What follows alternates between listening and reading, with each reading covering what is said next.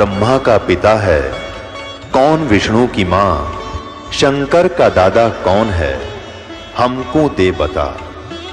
ये जानने के लिए कृपया सुनिए। जगत गुरु तत्वदर्शी संत रामपाल जी महाराज के अमृत वचन सर्व पवित्र धर्मों के पवित्र शास्त्रों के आधार पर।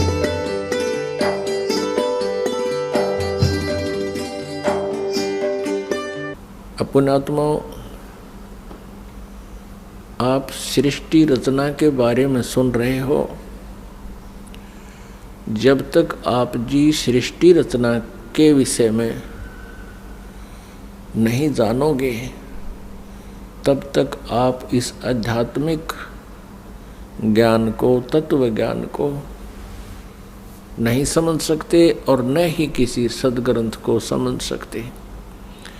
ये जो सृष्टि रचना है, ये समझो कि ये मास्टर की है। सभी सदग्रंथों को समझने की, उनके खजाने को देखने की ये मास्टर की है, यानी मुख्य चाबी है। इसलिए आप जी को बार बार सृष्टि रचना का ज्ञान अत्यधिक कराया जाता है। अब सृष्टि रचना में आपने परमेश्वर कबीर देव जी द्वारा रची हुई अपनी सृष्टि का ज्ञान उन्हीं के द्वारा बताया हुआ इस दास के मुखारविंद से सुना। वो अभी तक आप जी को वर्बली सुनाया है, मौखिक सुनाया है। अब उस सृष्टि रचना के विषय में हमारे सदग्रंथ क्या बताते हैं। पुण्यात्माओं, जिस प्रकार विद्यार्थी विद्यालय में जाते हैं, उनका एक सिलेबस पाठ्यक्रम उनका निहित होता है। सिलेबस एक विशेष होता है और जो टीचर सिलेबस के आधार से बच्चों को शिक्षा देते हैं, पढ़ाते हैं, वो टीचर सही हैं। और जो टीचर सिलेबस से बाहर का ज्ञान कराते हैं, वो टीचर ठीक नहीं। वो अध्यापक बच्चों के हितैषी नहीं है, उनके जीवन के नाशक हैं। तो पुण्यात्माओं, जो सदग्रंथों के विपरीत ज्ञान, शास्त्र विरुद्ध ज्ञान जो संत बता रहे हैं और शास्त्र विधि त्याग कर मनमाना आचरण कर और करवा रहे हैं, शास्त्र विधि त्याग कर मनमानी पूजाएं कर रहे हैं, वो न तो स्वयं कोई लाभ प्राप्त कर रहे हैं मनुष्य जीवन का और न ही उनके अनुयायी। इसके लिए श्रीमद् भगवत गीता अध्याय 16 श्लोक 23 में और 24 में कहा है। 23 में कहा कि शास्त्र विधि को त्याग कर जो मनमाना आचरण करते हैं, उनको न तो कोई सुख होता है और न ही उनकी कोई गति होती है और न ही सिद्धि को प्राप्त होती है, अर्थात व्यर्थ। श्लोक 24 में कहा कि इससे तेरे लिए अर्जुन कर्तव्य और अकर्तव्य की व्यवस्था में शास्त्र ही प्रमाण है। कर्तव्य माने जो शास्त्र अनुकूल साधनाएं हैं, जो साधनाएं आपने करनी चाहिए, और अकर्तव्य जो ना करने योग्य हैं, वो सदग्रंथों से ही जाना जाता है। कोई अपनी लोकवेद दंत कथा सुनाता है, उसको हमने स्वीकार नहीं करना चाहिए। तो अभी तक जो ब्रह्मा जी, विष्णु जी, शिव जी को ये कहते आए हैं, ये पवित्र हिंदू धर्म के ये शास्त्र विरुद्ध ज्ञान देने वाले आचार्य, गुरु, ऋषि, महर्षि, ये कहते आए हैं कि ब्रह्मा जी, विष्णु जी, शिव जी ये अजर अमर हैं, इनके कोई माता पिता नहीं है और ये सभी ब्रह्मांडों के रचनहार यही है। तो वो टीचर ठीक नहीं, वो शास्त्र विधि त्याग के लोकवेद सुना रहे हैं। लोकवेद क्या होता है? सुना सुनाया ज्ञान जो कहीं प्रमाणित ना हो। अभी आपको दिखाते हैं श्रीमद् देवी भागवत। वो श्री ब्रह्मा, श्री विष्णु, श्री शिव जी के विषय में क्या जानकारी देते हैं। आप जी ने ये देखिएगा, श्रीमद् देवी भागवत सचित्र मोटा टाइप, केवल हिंदी, गीता प्रेस गोरखपुर से प्रकाशित है। इसके कौन हैं संपादक? हनुमान प्रसाद पोदार, चिमनलाल गोस्वामी। प्रकाशित एवं मुद्रक हैं गीता प्रेस गोरखपुर, गोविंद भवन कार्यालय, कोलकाता का संस्थान। तीसरे स्कंद में 123 पृष्ठ पे है, तीसरा स्कंद। भगवान विष्णु जी अपनी माता दुर्गा की स्तुति कर रहे हैं। क्या कह रहे हैं? तुम शुद्ध स्वरूपा हो, यह सारा संसार तुम ही से उद्भासित हो रहा है। मैं, ब्रह्मा और शंकर, विष्णु जी कह रहे, हम सभी तुम्हारी कृपा से विद्यमान हैं। हमारा आविर्भाव माने जन्म, तिरोभाव माने मृत्यु, हमारा आविर्भाव और तिरोभाव हुआ करता है। केवल तुम ही नित्य हो, जगत जननी हो, प्रकृति और सनातनी देवी हो। ये प्रकृति शब्द याद रखना। दुर्गा को प्रकृति भी कहते हैं।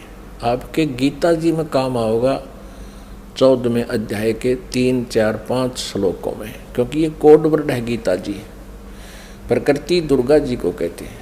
इससे स्पष्ट हो गया कि ब्रह्मा विष्णु महेश का जन्म और मृत्यु होता है। भगवान शंकर बोले, देवी यदि महाभाग विष्णु तुम ही से प्रकट हुए हैं तो उनके बाद उत्पन्न होने वाले ब्रह्मा भी तुम्हारे बालक हुए। फिर मैं तमोगुणी लीला करने वाला शंकर क्या तुम्हारी संतान नहीं हुआ? अर्थात मुझे भी उत्पन्न करने वाली तुम ही हो। शिवे, संपूर्ण संसार की सृष्टि करने में तुम बड़ी चतुर हो।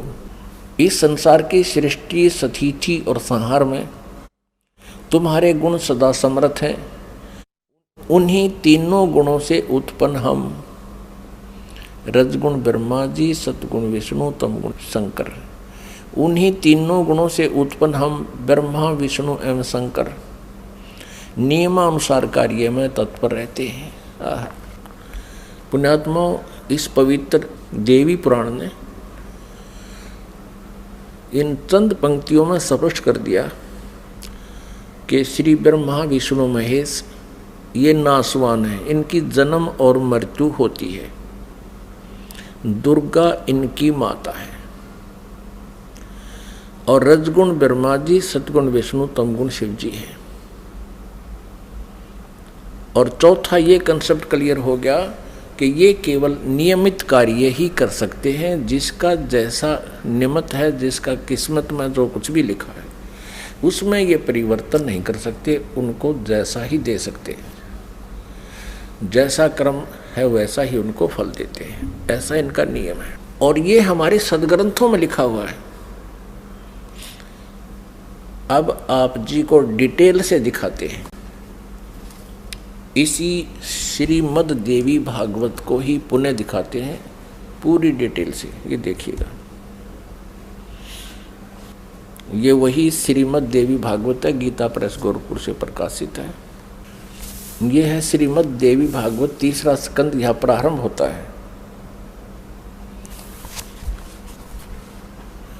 पृष्ठ 113 है, पृष्ठ 113 है।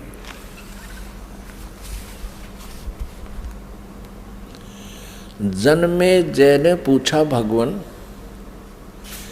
आपने अम्बा यज्ञ अर्थात परम पवित्र नवरात्र व्रत के करके उसके द्वारा देवी के आराधन करने की आज्ञा दी है। अतः वे कौन देवी हैं, कैसे और कब प्रकट हुई, उनके पधारने का क्या उद्देश्य था है, तथा वे किन गुणों से विभूषित हैं। अम्बा यज्ञ किस प्रकार होता है? आगे ब्रह्मन साथ ही विस्तार पूर्वक ब्रह्मांड की उत्पत्ति भी कही है, क्योंकि भूदेव ब्रह्मांड के विषय में जो कुछ कहा गया है तथा वह जैसा जो है, ये सभी बातें आप जानते हैं। व्यास जी से पूछ रहे हैं जन्मेजय, मैंने सुना है कि ब्रह्मा, विष्णु और रुद्र ये 3 सगुण देवता हैं। कर्मशः सृष्टि, पालन और संहार के कार्य का उत्तरदायित्व इन पर रहता है। पाराशर नंदन व्यास जी, अब मैं इनके संबंध में विस्तार पूर्वक सुनना चाहता हूँ, आप बतलाने की कृपा करें। व्यास जी कहते हैं, राजन तुम्हारी बुद्धि बड़ी विशाल है। अभी तुमने जो पूछा कि ब्रह्मादि की उत्पत्ति, यानी ब्रह्मा विष्णु महेश, ब्रह्मादि माने ब्रह्मा विष्णु महेश की उत्पत्ति कैसे हुई, सो वह महान कठिन विषय है, उसमें अनेक प्रश्न उठ जाते हैं। यही प्रश्न पूर्व समय में मैंने नारद जी से किया था। व्यास जी कह रहे हैं कि मैंने नारद से पूछा था यही ज्ञान। मैंने कहा, मुने आप बुद्धिमान हैं, मुझे यह बताने की कृपा कीजिए कि इस विस्तृत ब्रह्मांड के प्रधान कर्ता कौन है। मुनिवर, यह ब्रह्मांड कहाँ से उत्पन्न हो गया। द्विजवर, साथ ही यह भी बताइए कि यह ब्रह्मांड विनाशशील है अथवा सदा रहने वाला है। इसकी रचना ये 114 पृष्ठ पे है, 3रा स्कंध। करने वाला कोई एक है अथवा बहुत से इसके रचयिता है। कर्ता के अभाव में कार्य का होना असंभव है। यह प्रश्न मेरे मन में उठा करता है। कुछ लोग भगवान शंकर को परम कारण मानकर जगत का रचयिता बतलाते हैं। वे कहते हैं कि देवादिदेव भगवान शंकर अविनाशी पुरुष हैं, उनका कभी जन्म और मरण नहीं होता, वे आत्मा मर्मण करने वाले हैं, देवताओं पर भी उनका शासन बना रहता है। दूसरे कई लोग भगवान विष्णु की प्रशंसा किया करते हैं। वे शक्तिशाली पुरुष, अव्यक्त, अखिल ऐश्वर्य के संपन्न परब्रह्म परमात्मा है। कुछ दूसरे लोग ब्रह्मा जी को सृष्टि का प्रधान कारण बताते हैं। कितने ही आचार्य भवानी को संपूर्ण मनोरथ पूर्ण करने वाली बतलाते हैं। वे आदिमाया महाशक्ति एवं परम पुरुष के साथ रहकर कार्य संपादन करने वाली प्रकृति है। ब्रह्म के साथ उनका अभेद संबंध है। ब्रह्म ये काल है, क्षर पुरुष, और अभेद संबंध यानी पति पत्नी का संबंध है। वे सृष्टि, स्थिति और संहार कार्य में संलग्न रहती हैं। संपूर्ण प्राणियों एवं देवताओं की भी वे जननी है, उनका कभी जन्म मरण नहीं होता। वैष्णवी, सांभवी, ब्राह्मी, वासवी, वारुणी, वाराही, नारसिंही और तथा अद्भुत महालक्ष्मी नाम से विख्यात है। 115 पृष्ठ पे। कितने श्रेष्ठ मुनि कहते हैं कि जो निरंजन, निराकार, निर्लेप, निर्गुण, अरूप एवं व्यापक ब्रह्म है, उन्हीं से जगत की सृष्टि हुई है। कहीं कहीं वेद और उपनिषद में भी वे ही ब्रह्म तेजो में बतलाए गए हैं और प्रधान पुरुष हैं। हजारों मस्तकों, आँखों, कानों, हाथों, मुखों, चरणों से वे संपन्न आकाश भी, ये आगे देखो। अब व्यास जी पूछ रहे थे नारद जी तक, मैंने ऐसा सुना है कोई कुछ बता रहा है, कोई कुछ बता रहा है, कोई शंकर को रचयिता, कोई विष्णु जी को रचयिता बताते हैं। अब नारद जी कहते हैं, व्यास जी, प्राचीन समय की बात है, यही संदेह मेरे हृदय में भी उत्पन्न हो गया था। तब मैं अपने पिता अमित तेजस्वी ब्रह्मा जी के स्थान पर गया और उनसे इस समय जिस विषय में तुम पूछ रहे हो उसी विषय में मैंने पूछा। मैंने कहा, पिताजी, यह संपूर्ण ब्रह्मांड कहाँ से उत्पन्न हुआ। विभो, आपने सम्यक प्रकार से इसकी रचना की है अथवा विष्णु इस विश्व के रचयिता हैं या शंकर ने इसकी सृष्टि की है, पर जगत प्रभु आप विश्व के आत्मा हैं और सच्ची बात बताने की कृपा करें। किन देवताओं की पूजा करनी चाहिए तथा कौन देवता सबसे बड़े एवं समर्थ हैं। निष्पाप ब्रह्मा जी, इन सभी प्रश्नों का समाधान करके मेरे हृदय के संदेह को दूर करने की कृपा कीजिए। सत्यवती नंदन व्यास जी, इस प्रकार मेरे प्रसन्न करने पर लोक पितामह ब्रह्मा जी मुझसे कहने लगे। ब्रह्मा जी ने कहा, बेटा मैं इस प्रश्न का क्या उत्तर दूं? यह प्रश्न बड़ा ही जटिल है। महाभाग, तुम भगवान विष्णु से इसका समुचित समाधान पा सकते हो। ये तीनों देवता, इनको ज्ञान तो है नहीं, इसलिए ये अपने से दूसरे की तरफ धका दिया करें। चलो वहाँ उससे पूछ लो। फिर भी विष्णु जी की तरफ संकेत करते हैं, फिर भी अपना ज्ञान वो बता रहे हैं।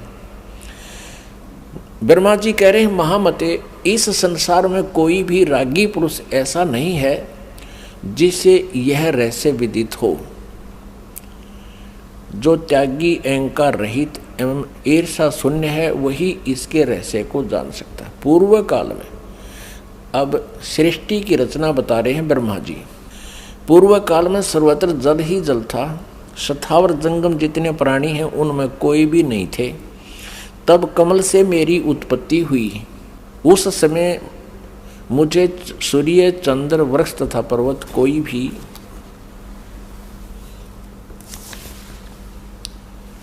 116 पृष्ठ में, तीसरा स्कंद देवी भागवत का, दिखाई नहीं पड़े। मैं कमल की कणिका पर बैठकर विचार करने लगा, इस अगाध जल में मैं कैसे उत्पन्न हो गया, कौन मेरा रक्षक है तथा इस प्रलय काल में सृष्टि एवं संहार करने वाले कौन विशिष्ट पुरुष हैं।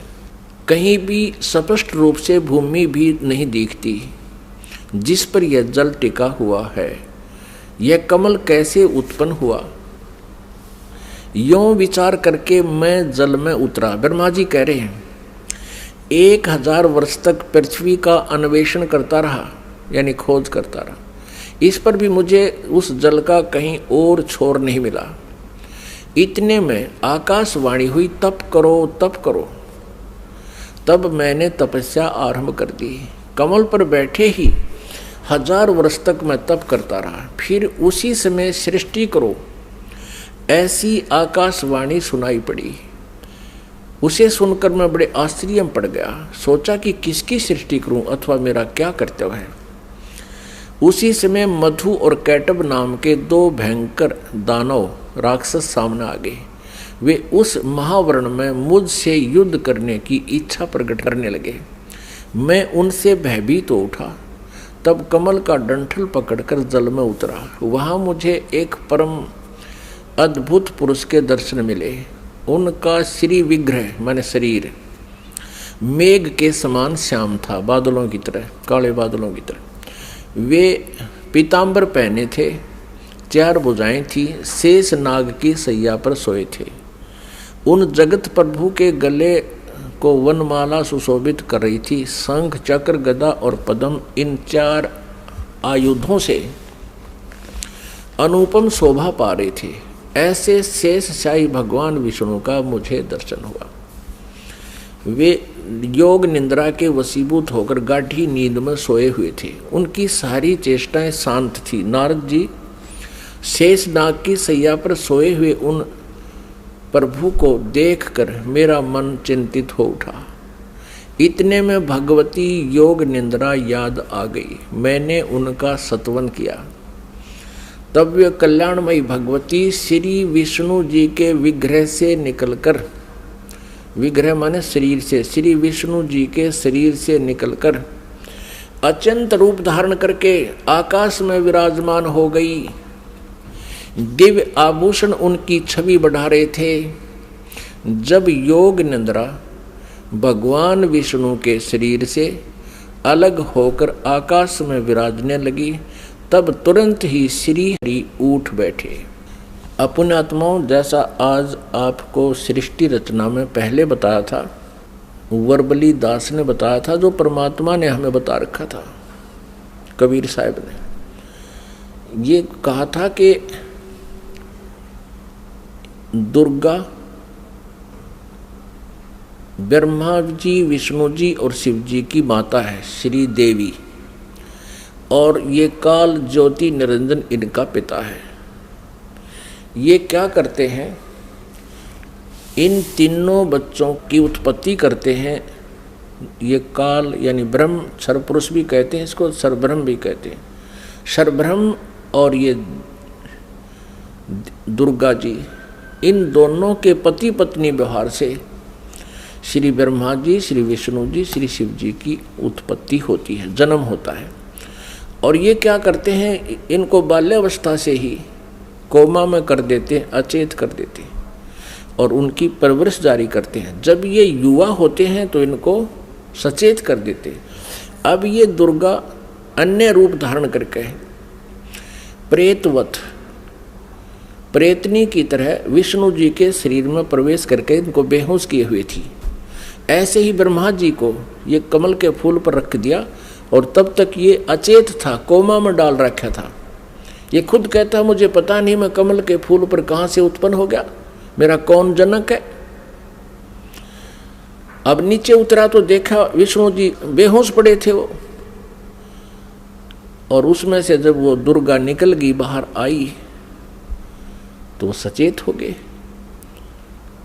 अब इस प्रकार इन सभी को इस काल भगवान ने अपने सुनियोजित षड्यंत्र के तहत भ्रमित कर रखा, किसी को यथार्थ ज्ञान नहीं बता रखा। अब यहाँ आप आगे देखिएगा, अब क्या होता है कि तीसरे स्थान पर भगवान शंकर को भी बेहोश कर रखा था, फिर उसको सचेत कर दिया, फिर तीनों को इकट्ठा कर दिया प्रेरणा करके, तीनों इकट्ठे हो गए। अब देखना श्रीमद् संक्षिप्त देवी भागवत और तीसरा स्कंद, और हम यहाँ पढ़ रहे थे। तब वे कल्याणमयी भगवती श्री विष्णु के विग्रह से निकलकर अत्यंत रूप धारण करके आकाश में विराजमान हो गई।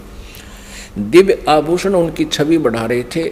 जब योग निंद्रा भगवान विष्णु के शरीर से अलग होकर आकाश में विराजने लगी, तब तुरंत ही श्री हरि उठ बैठे। उन्होंने मधु और कैटब के साथ 5000 वर्ष तक बड़ी घमासान लड़ाई की। तब वे दैत्य मरे। पहले देवी के कटाक्ष से मधुर और कैटब मोहित हो गए थे। उसके बाद भगवान विष्णु ने गोद में लेटाकर उन्हें वहीं प्राणों से रहित कर दिया। अब वहाँ मैं और भगवान विष्णु दो थे, वहीं रुद्र भी प्रकट हो गए। हम तीनों को भगवती आद्याशक्ति के दर्शन हुए, दुर्गा के। उन्हें देखकर मनमुग्ध हो गया। हमने उनकी उत्तम स्तुति की। तब वे आदि शक्ति हम लोगों से कहने लगी। देवी ने कहा, ब्रह्मा विष्णु और महेश्वर, तुम भली भांति सावधान होकर अपने अपने कार्य में संलग्न हो जाओ। सृष्टि, स्थिति और संहार ये तुम्हारे कार्य हैं। ब्रह्मा जी कहते हैं भगवती आद्याशक्ति की, हम 117 पृष्ठ पर पढ़ रहे हैं, तीसरा स्कंद। वह वाणी बड़ी मधुर थी, सुंदर एवं सुखप्रद थी। हमने वह स्पष्ट सुनी। हम लोगों ने उनसे कहा, माता, हम किस प्रकार इन प्रजाओं के सर्जन आदि कार्य करने में सफल हो?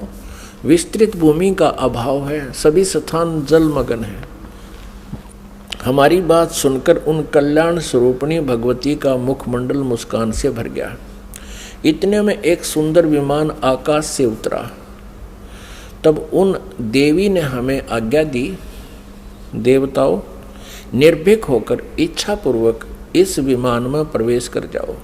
ब्रह्मा विष्णु और रुद्र, आज मैं तुम्हें एक अद्भुत दृश्य दिखलाती हूँ।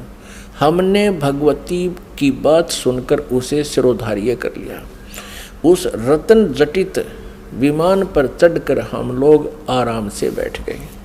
हम तीनों देवताओं को उस पर बैठे देखकर देवी ने अपने सामर्थ्य से विमान को आकाश में उड़ा दिया। ब्रह्मा जी कहते हैं, मन के समान तीव्र गति से चलने वाला वह विमान जिस अपरिचित स्थान पर गया, वहाँ संपूर्ण फलों से लदे हुए अनेक सुंदर वृक्ष थे। आगे एक अत्यंत सुंदर नगर दिखाई पड़ा। अद्भुत चार दीवारी उस नगर की छवि बढ़ा रही थी। उसमें बहुत से ऊंचे ऊंचे महल थे, उचित स्थान पर यज्ञशालाएं बनी थी। क्षण भर के बाद वह एक दूसरे सुंदर प्रदेश में जा पहुंचा। वहां हमने देखा अनुपम नंदन वन था। पारिजात की संगन छाया के नीचे सुरभि गो बैठी थी। आप पास में ही ऐरावत हाथी विराजमान था। सैकड़ों अप्सराएं, यक्ष, गंधर्व और विद्याधर उस पराजित के उपवन में गाते व्यवहार करते थे। देखा तो वही महाभाग इंद्र भी थे। उनके समीप उनकी प्राण प्रिया सची विद्यमान थी। उस स्वर्ग के दृश्य को देखकर हम 118 पृष्ठ पे आश्चर्यचकित हो गए। आगे देखना।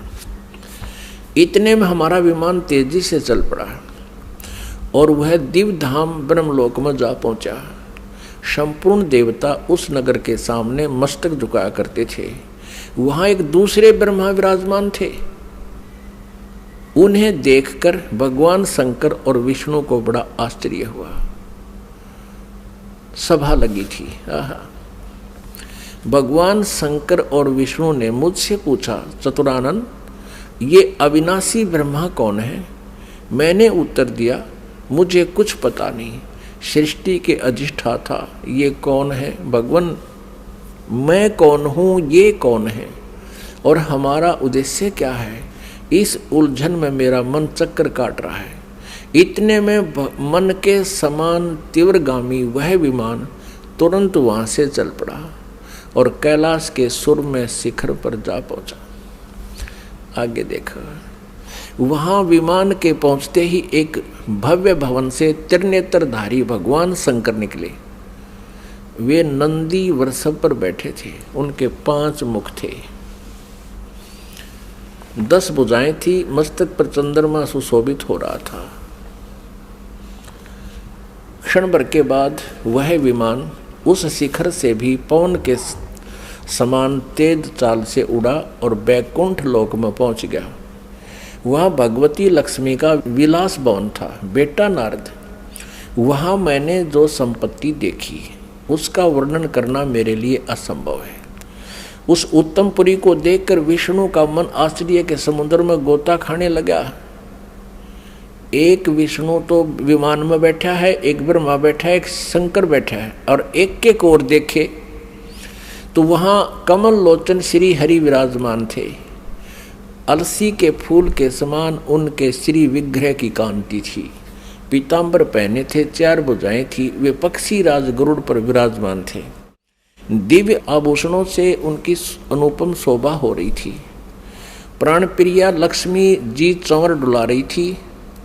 उन सनातन श्री हरि की झांकी पाकर हम सभी भौचक्के से रह गए। एक दूसरे को देखते हुए हम विमान में एक उत्तम आसन पर बैठे रहे। इतने में ही पवन से बातें करता हुआ वह विमान तुरंत उड़ गया। आगे अमृत के समान मीठे जल वाला समुद्र था। उसका जल बड़ा ही मधुर था। पुण्यात्माओं, परमेश्वर कबीर देव जी ने अपने द्वारा रची हुई सृष्टि की रचना का जो ज्ञान दिया है उसमें बहुत ही विस्तार से बताया है। अब ये श्री ब्रह्मा जी, विष्णु जी, शिव जी विमान में बैठे हैं। दुर्गा ने इनको आकाश में उड़ा दिया विमान को। ये जहाँ पहुँचे वहाँ ब्रह्मा जी विराजमान थे और एक ब्रह्मा जी बैठा विमान में और एक सामने बैठा वहाँ उस ब्रह्मा के लोक में। और फिर वहाँ देखा तो ब्रह्मा जी के विष्णु और शिव जी पूछते हैं कि ये दूसरा ब्रह्मा कौन है? ब्रह्मा जी, विमान वाले ब्रह्मा जी कहते मुझे नहीं मालूम ये कौन है, हम कौन है, कहाँ से उत्पन्न हो गए, हमारा क्या उद्देश्य? तो ये कौन था? इस काल ने, जैसे आपको सृष्टि रचना के प्रारंभ में बताया था,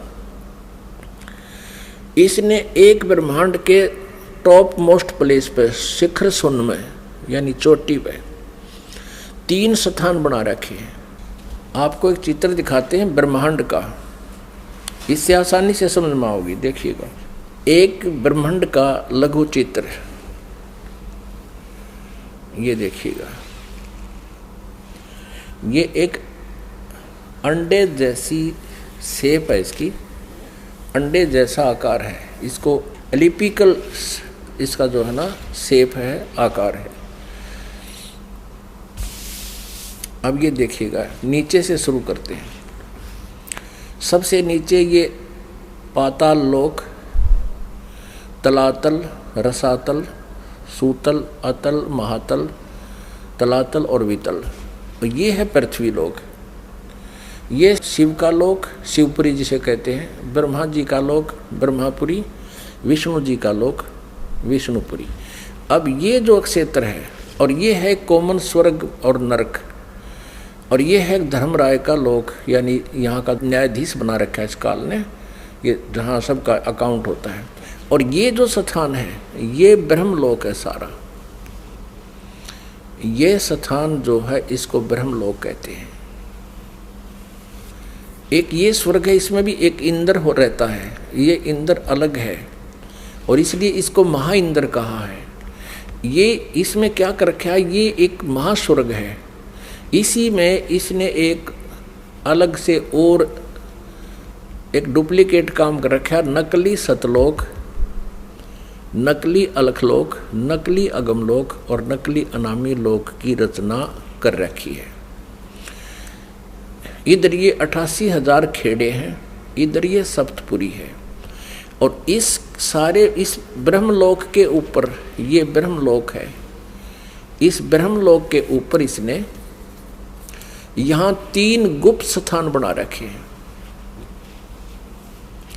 आपको बताया था कि एक ये रजोगुण प्रधान क्षेत्र है, इसमें ये काल सरपुरुष स्वयं ब्रह्मा रूप धारण करके रहता है और साथ में अपनी पत्नी दुर्गा को सावित्री रूप में रखता है। ये वहाँ यहाँ से अंतर्ध्यान हुआ, इनके विमान से पहले ये यहाँ पहुँच गया। एक ये तमोगुण प्रधान क्षेत्र है, इसमें ये स्वयं महाविष्णु महाशिव रूप में रहता है और दुर्गा को अपने यानी उमा रूप में रखता है। और फिर ये एक सतोगुण प्रधान क्षेत्र है। आगे फिर ये स्वयं ही विष्णु रूप धारण करके वहाँ विराजमान हो जाता है और दुर्गा को महालक्ष्मी रूप में रखता है। अब जब इनका विमान वहाँ पहुँचा इस रास्ते से, पहले इन्होंने देखा यहाँ इंद्र का लोक देखा, ये पहले बड़े बड़े वृक्ष और अन्य लोक देखे, फिर यहाँ से यहाँ प्रवेश हुआ। इससे आगे नहीं जा सकते ये। इनका विमान महाइंद्र को देखकर वापस यहाँ से आया, फिर इस रास्ते से ऊपर गया। आगे जाके इन्होंने क्या देखा, सबसे पहले ब्रह्मा का ये काल बैठा था सरपुरुष ब्रह्मा रूप में, और फिर वहाँ से ये इनका विमान यहाँ आ गया। इस वहाँ इन्होंने एक शंकर जी और देखा, ये काल था, स्वयं सरपुरुष ने अपना अलग से वहाँ 3 रूप धारण किए।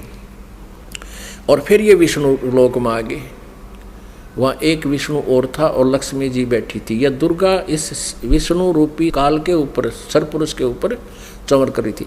यहाँ से फिर इनका विमान यहाँ आया, इस मीठे जल के समुद्र में। यहाँ दुर्गा का एक लोक अलग से है।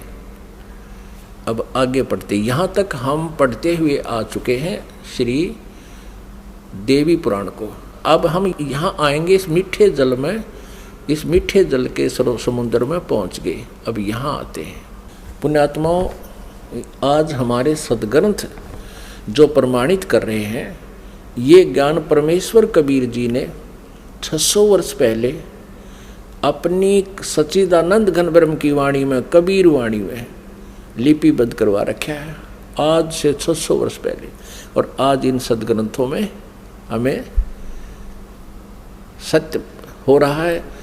तो इससे सिद्ध है कि पूर्ण परमात्मा कबीर जी हैं, जिन्होंने पहले ही ये ज्ञान हमें दे रखा था और हमारे सदग्रंथों विद्यमान है। अब हम कहाँ तक पढ़ते हुए आगे कि इन तीनों ये विमान में बैठे हैं, ब्रह्मा विष्णु शिव जी, और दुर्गा ने अपनी शक्ति से विमान को आकाश में उड़ा दिया।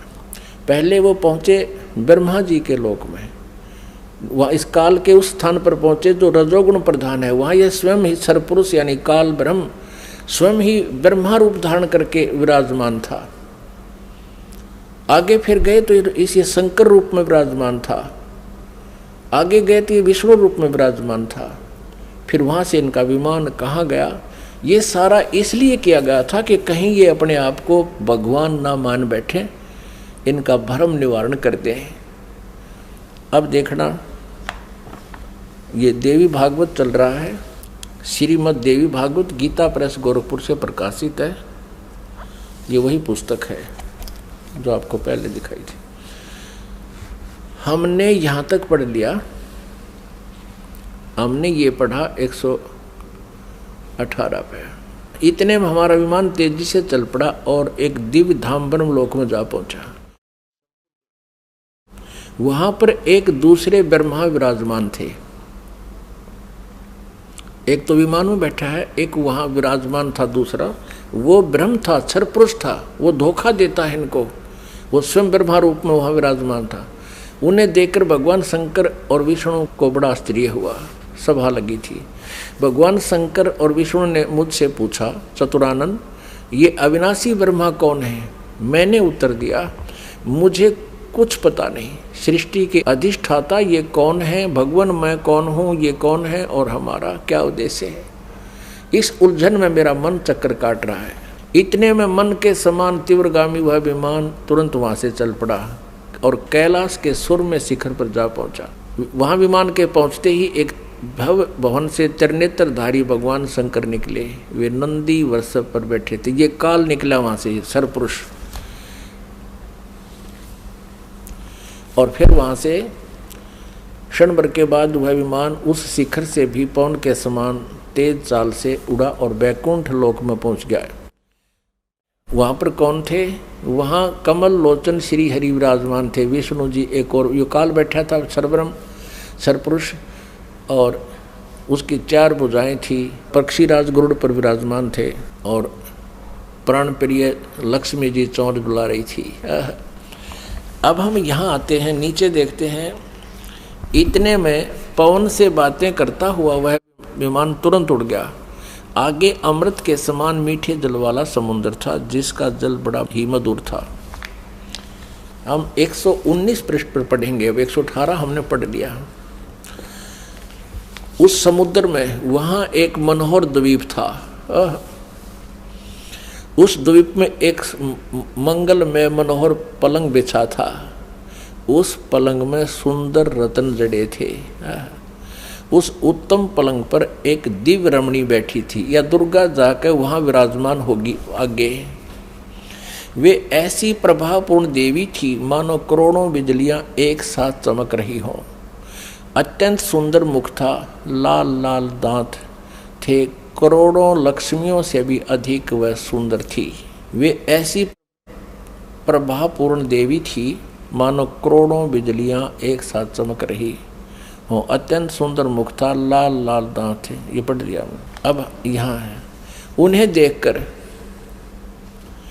उन्हें देखकर हम सभी महान आश्चर्य में पड़ गए। कुछ समय तक हम वहीं ठहरे रहे, आपस में कहने लगे, ये सुंदरी कौन है और इसका क्या नाम है? हम इसके विषय में बिल्कुल अनभिज्ञ हैं। इसके हजारों नेत्र, हजारों हाथ, हजारों मुख हैं। दूर से देखने पर ही वे कितनी सुंदर प्रतीत हो रही हैं। ये न कोई अप्सरा है, न कोई गंधर्व कन्या और न देव कन्या। नारद यों संदेहग्रस्त होकर हम लोग वहाँ रुके रहे। तब भगवान विष्णु ने उन चारों साहिनी भगवती को देखकर विवेक पूर्वक निश्चय कर लिया कि ये भगवती जगदम्बिका हैं। तब उन्होंने कहा कि ये भगवती हम सब की आदि कारण है। महाविद्या और माँ माया इनके नाम हैं। ये पूर्ण प्रकृति है। अपने आत्माओं, विष्णु जी कह रहे हैं, क्योंकि विष्णु जी की बुद्धि खोल दी काल ने। अब हम 120 पृष्ठ पर पढ़ेंगे। संक्षिप्त देवी भागवत, गीता प्रेस गोरखपुर से प्रकाशित है। ये वे ही दिवांगना है। विष्णु जी बता रहे हैं अपना पिछले, इसकी थोड़ी सी बैकग्राउंड दिखा दी विष्णु को इस काल भगवान ने और दुर्गा ने। ये वे ही दिवांगना है जिनके प्रलय वर्ण में मुझे दर्शन हुए थे। उस समय मैं बालक रूप में था। मुझे पालने पर ये झुला रही थी। विष्णु जी के जन्म का प्रत्यक्ष प्रमाण, छोटा सा बालक था विष्णु जी। वट वृक्ष के पत्तर पर एक सुदृढ़ सैया बिछी थी, उस पर लेटकर मैं पैर के अंगूठे को अपने कमल जैसे मुख में लेकर चूस रहा था। कहते हैं प्रलय वर्ण में मुझे दर्शन हुए थे इस देवी के। उस समय में बालक रूप में था, छोटा सा बच्चा था, ये मुझे झुला रही थी, मैं अंगूठे चूस रहा था पैरों के। इन्हें देखकर मुझे पहले की बात याद आ गई, ये हम सब की जननी है। अब 121 पृष्ठ पे अब विष्णु जी ही बता रहे हैं। भगवान विष्णु बोले, प्रकृति देवी को नमस्कार है, भगवती विधात्री को निरंतर नमस्कार है। ये स्तुति करते हुए भगवान आ रहे हैं विष्णु जी। यहाँ देखिएगा 123 पृष्ठ पे जो प्रारंभ में पढ़ा था, अब वहीं फिर आगे हम। भगवान विष्णु स्तुति कर रहे हैं अपनी दुर्गा माता की, तुम शुद्ध स्वरूपा हो, यह सारा संसार तुम इसे उद्भासित हो रहा है। मैं ब्रह्मा और शंकर हम सभी तुम्हारी कृपा से विद्यमान हैं। हमारा आविर्भाव यानी जन्म और तिरोभाव माने मृत्यु हुआ करता है। केवल तुम ही नित्य हो, जगत जननी हो, प्रकृति और सनातनी देवी हो। भगवान शंकर बोले, देवी यदि महाभाग विष्णु तुम्ही से प्रकट हुए हैं तो उनके बाद उत्पन्न होने वाले ब्रह्मा भी तुम्हारे बालक हुए हैं। ओए फिर मैं तमोगुणी लीला करने वाला शंकर क्या तुम्हारी संतान नहीं हुआ? अर्थात मुझे भी उत्पन्न करने वाली तुम ही हो। शिवे, संपूर्ण संसार की सृष्टि करने में तुम बड़ी चतुर हो। इस संसार की सृष्टि, स्थिति और संहार में तुम्हारे गुण सदा समर्थ हैं। उन्हीं तीनों गुणों से उत्पन्न हम ब्रह्मा, विष्णु एवं शंकर नियमानुसार कार्य में तत्पर रहते हैं। अब पुण्यात्माओं, आप जी ने अपने सदग्रंथों को स्वयं पढ़ लिया और ये अभी तक पवित्र हिंदू धर्म के गुरुजन, ये आचार्य मंडलेश्वर, महामंडलेश्वर, गीता मनीषी, गीता के मर्मज ज्ञाता, वेदों के ज्ञाता, पुराणों के ज्ञाता कहलाते थे। इन्होंने कह का भी पता नहीं था।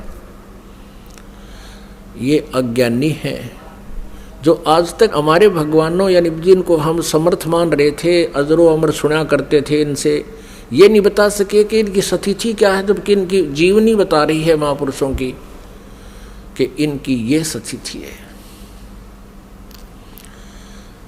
पुण्यात्माओं, जैसा कि आपको सृष्टि रचना के प्रारंभ में जब कथा शुरू करी थी बताया था कि काल भगवान ने,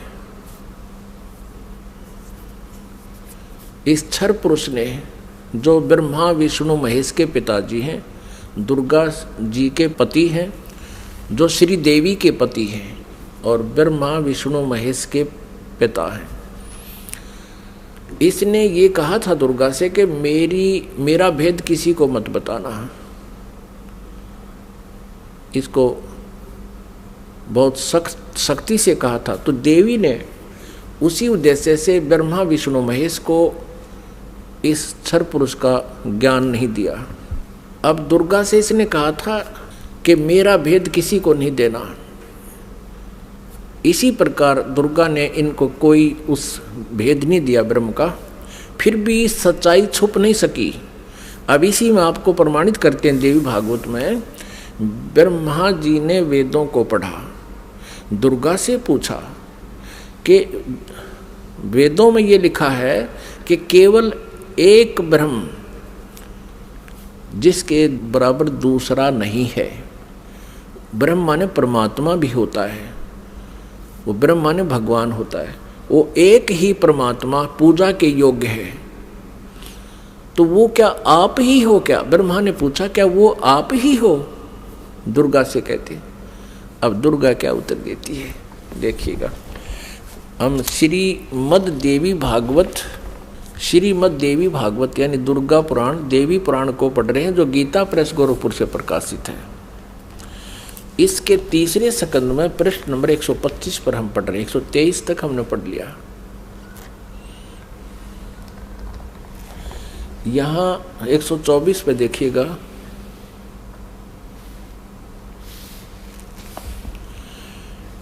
ब्रह्मा जी कहते हैं अद्भुत तेजस्वी भगवान शंकर के यूं स्तुति करने पर भगवती जगदम्बिका ने अपने बात बताई।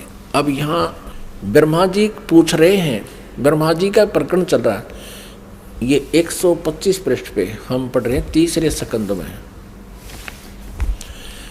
इस मूर्त और अमूर्त जगत का आधार तुमसे पूर्व कोई भी दूसरा पुरुष नहीं था, कोई तीसरा भी नहीं है। एकम एव द्वितीयम ब्रह्म, इस वेद के वचन को व्यर्थ कहना तो बनता नहीं। अब दुर्गा इनको कहा करती मैं ही सब कुछ हूँ, मैं ही तुम्हारा पिता हूँ, मैं तुम्हारी माता हूँ। तो अब ब्रह्मा जी ने वेदों को पढ़ा तो इसने कहा कि वेद के वचन को हम झूठा भी नहीं कह सकते, और इधर अनुभव दूसरी बात कहता है। इस प्रकार वेद वाक्यों और अनुभव में अत्यंत विरोध उत्पन्न हो रहा है। वेद कहते हैं एकम एव अद्वितीयम ब्रह्म है, तो क्या वह है आत्म स्वरूपा तुम ही हो अथवा वह कोई और पुरुष है? मेरे इस संदेह को दूर करने की कृपा करो। किसी महान पुण्य के प्रभाव से ही मुझे तुम्हारे चरणों की सेवा सुलभ हुई है। तुम स्त्री हो अथवा पुरुष, यह रहस्य भी मुझे विषाद रूप से कृपा करके बतलाओ। अध्याय 4-5 यहाँ पूरा होगा, तीसरे स्कंद का अब छठा अध्याय शुरू होता है। ब्रह्मा जी कहते हैं इस प्रकार मैंने जब भगवती जगदम्बिका से विनय पूर्वक पूछा, तब वे मधुर वाणी में मुझसे कहने लगी। देवी ने कहा मैं और ब्रह्म एक ही हैं। अब हो गए ना दो, सच्चाई छुप नहीं सकती, एक ही हैं। मुझ में और इन ब्रह्म में कभी किंचित मात्र भी भेद नहीं है। जो वे हैं वही मैं हूँ, और जो मैं हूँ वही वे हैं। बुद्धि के भ्रम से भेद प्रतीत हो रहा है।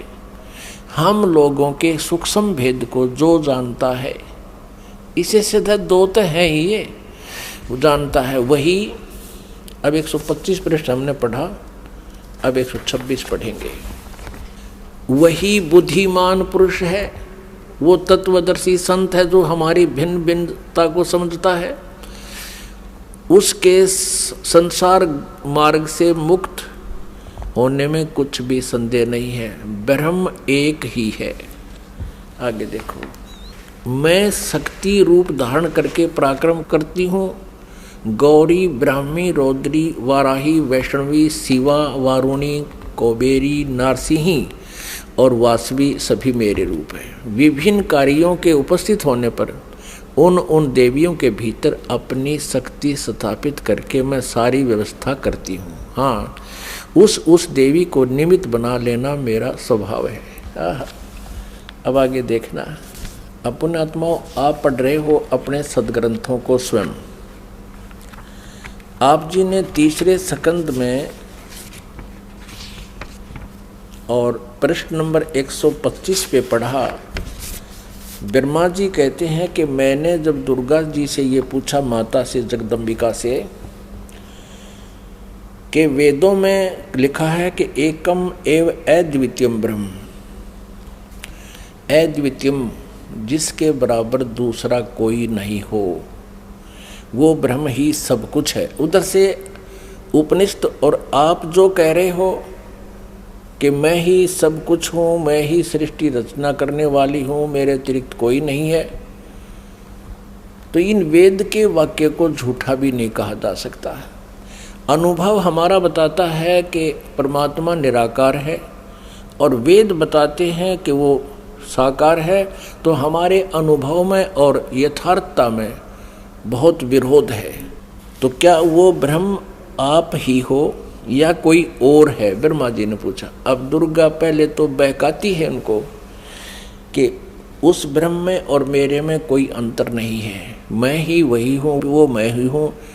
हम दोनों का सूक्ष्म भेद जो जानता है वो परम पुरुष है, विद्वान पुरुष है, तत्वदर्शी है। आगे फिर देखना 129 पृष्ठ पे है, बिल्कुल स्पष्ट हो जाता है। देखिएगा, हम तीसरा स्कंद पढ़ रहे हैं, संक्षिप्त देवी भागवत का, पृष्ठ नंबर 129 पर है। यहाँ देखिएगा, यों सृष्टि कर्म मैंने संक्षेप में तुम्हें बतला दिया। यह देवी कह रही है, दुर्गा बता रही है। यहाँ देवी का प्रवचन चल रहा है, देवी ने कहा, ये देवी बता रही है। यों 129 पृष्ठ पे, यों सृष्टि कर्म मैंने संक्षेप में तुम्हें बतला दिया। महानुभाव देवताओं, ब्रह्मा विष्णु और शिव को दुर्गा कह रही है, अब मेरा कार्य सिद्ध करने के लिए विमान पर बैठकर तुम लोग शीघ्र पधारो जाओ। कोई कठिन कार्य उपस्थित होने पर जब तुम मुझे स्मरण करोगे तब मैं सामने आ जाऊंगी। देवताओं, मेरा और सनातन परमात्मा का ध्यान तुम्हें सदा करते रहना चाहिए।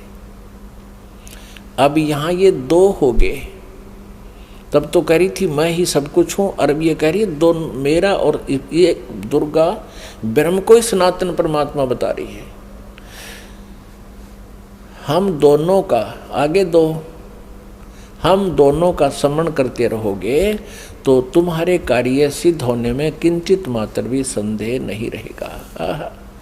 ब्रह्मा जी कहते हैं, इस प्रकार कहकर भगवती जगदम्बिका ने हमें विदा कर दिया। उन्होंने शुद्ध चरित्र वाली शक्तियों में से भगवान विष्णु के लिए लक्ष्मी को, शंकर के लिए महाकाली को और मेरे लिए महासरस्वती को पत्नी बनने की आज्ञा दे दी। अब उस स्थान से हम चल पड़े और दूसरे स्थानों पर हम तीनों की पुरुष रूप से प्रतिष्ठा हुई। आप जी को इस दास ने परमेश्वर कबीर जी द्वारा रची हुई सृष्टि और ये सारे ब्रह्मांडों की रचना कब कब कैसे हुई वो सारी बताई थी। इस दास ने आपको मौखिक सुनाया था, वर्बली सुनाई थी, और आज इन सदग्रंथों ने, हमारे शास्त्रों ने प्रमाणित कर दिया कि जो 600 वर्ष पहले परमेश्वर कबीर जी ने हमें ज्ञान दिया था वो आज हमारे सदग्रंथों में विद्यमान है। और ये नकली गुरु आचार्य झूठे, वेद ज्ञानहीन, शास्त्रों के ज्ञान से हीन हैं, और ये कहते हैं ब्रह्मा विष्णु महेश अजर व अमर हैं, इनके कोई माता पिता नहीं, ये सर्वेश्वर हैं, महेश्वर हैं। अब ये तो कंसेप्ट क्लियर हो गया दुर्गा का कि दुर्गा इनकी माता है, फाइनल हो गया। और तीनों का विवाह कर दिया दुर्गा ने, अपने ही 3 रूप बना करके। ये खुद कहती है कि मैं एक से अनेक हो जाती है ये देवी, और 3 रूप धारण करके इसने तीनों पुत्रों का विवाह कर दिया। अब समस्या रहेगी कि इनका पिता कौन है। इस कंसेप्ट को क्लियर करेगा, इस रहस्य को, इस शंका का समाधान जो है शिव पुराण करेगी।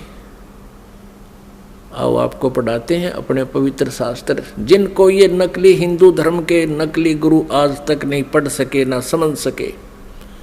इन्होंने केवल संस्कृत भाषा का ज्ञान था, तत्व ज्ञान नहीं था। और हम इनको मानते रहे कि ये संस्कृत भाषा के जानने वाले ऋषि, महर्षि, ब्राह्मण हैं, और इन्होंने वेदों और पुराणों को ठीक पढ़ा होगा, इन्होंने सही बताया होगा हमको। और परमात्मा कबीर देव जी, कबीर साहब जी, वो धानक रूप, जुल्हा रूप में आए थे बनारस में। वो 600 वर्ष पहले कहा करते, ये झूठ बोलते हैं सभी, ये सदग्रंथों से परिचित नहीं है, ये परमात्मा की परिभाषा से परिचित नहीं है। तो उस समय हमें विश्वास नहीं हो पाया, क्योंकि ये झूठे गुरु आचार्य कहा करते थे कि कबीर तो अशिक्षित है, ये संस्कृत भाषा जानता नहीं, ये झूठ बोलता है ब्रह्मा विष्णु महेश के बारे में, ये इनकी जन्म मृत्यु बताता है, इनके माता पिता के बारे में कहता है। कबीर जी झूठ बोलते हैं। आए है कबीर परमेश्वर जी ने अपने प्यारी आत्मा धर्मदास जी से कहा था कि धर्मदास, कलयुग के जब 5505 वर्ष बीत जाएंगे तब ये मेरी बात सच्ची होंगी जो आज मैं तुझे बता रहा हूं। क्या? अब मैं तुमसे कहूं चताई, त्रिदेवन की उत्पत्ति भाई। माँ अष्टंगी पिता निरंजन, ये जम दारुण वंशन अंजन।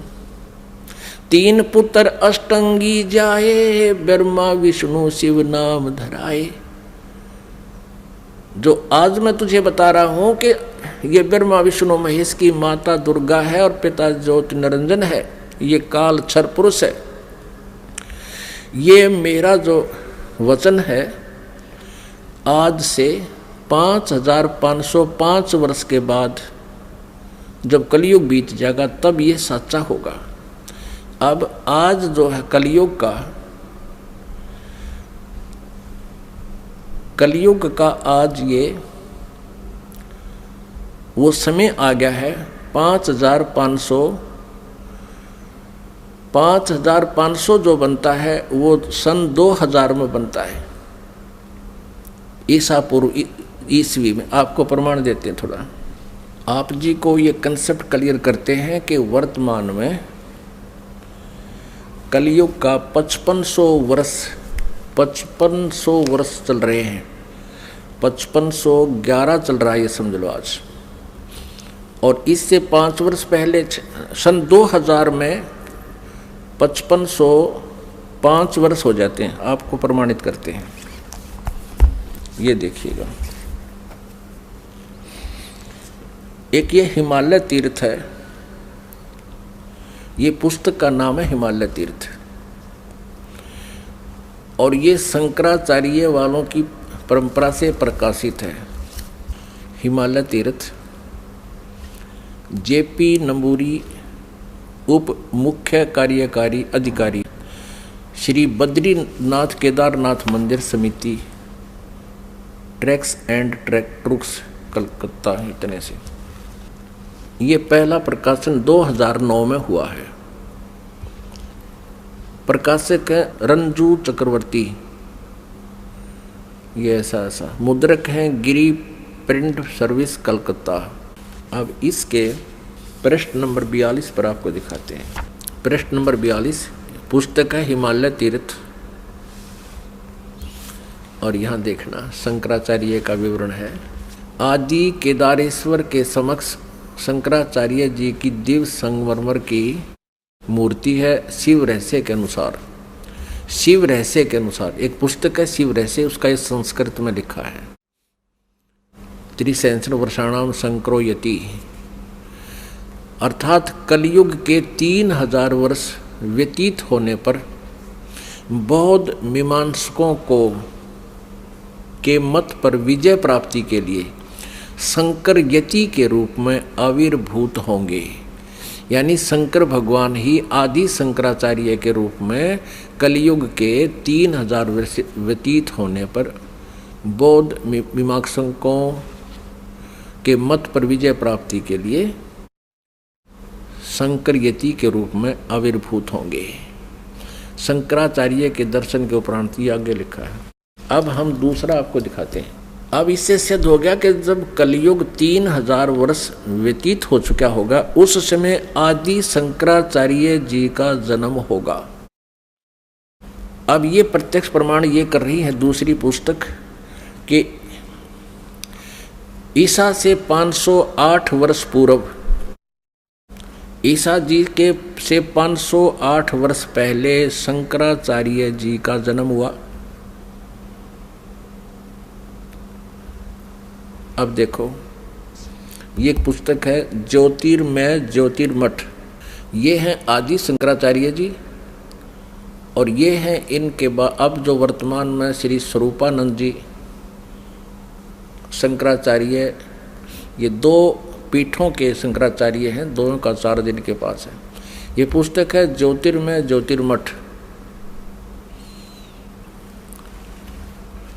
और यहाँ देखना जनवरी 2007 में यह छपी है। संरक्षक हैं अनंत श्री विभूषित ज्योतिष पीठाधीश्वर एवं द्वारका शारदा पीठाधीश्वर, दो के हैं ये मालिक। जगत गुरु शंकराचार्य स्वामी श्री स्वरूपानंद सरस्वती जी महाराज। संपादक एवं लेखक एवं संकलन करता है विष्णुदत्त शर्मा, अध्यक्ष आध्यात्मिक उत्थान मंडल दिल्ली। प्रेरणा स्रोत ये है, मुद्रक ये है फाइन प्रिंट एंड पैक्स। परामर्श एवं सहयोग ये है, प्रकाशक यहाँ पर अखिल भारतीय आध्यात्मिक ज्ञान उत्थान मंडल 1/3234 गली नंबर 2 रामनगर तिवारी मंडोली रोड शाहदरा दिल्ली। ऐसे ऐसे। अब इसके पृष्ठ नंबर 11 पर आपको दिखाते हैं। आदि शंकराचार्य का संक्षिप्त जीवन परिचय। लगभग 25 वर्ष पूर्व शंकराचार्य का जन्म चरमराती आस्था के युग में केरल प्रांत में पूर्णा नदी के तट पर कालाड़ी ग्राम में धर्मनिष्ठ नंबूदरी वैश्य शैव ब्राह्मण श्री शिव गुरु अर्थ व धर्मपरायण सुभद्रा के घर हुआ। श्री शिव गुरु तैत्रीय शाखा के यजुर्वेदी थे, जो आदि शंकराचार्य के पिताजी। शंकराचार्य का जन्म भगवान शंकर के आशीर्वाद से हुआ, अतः उनका नाम शंकर रखा गया।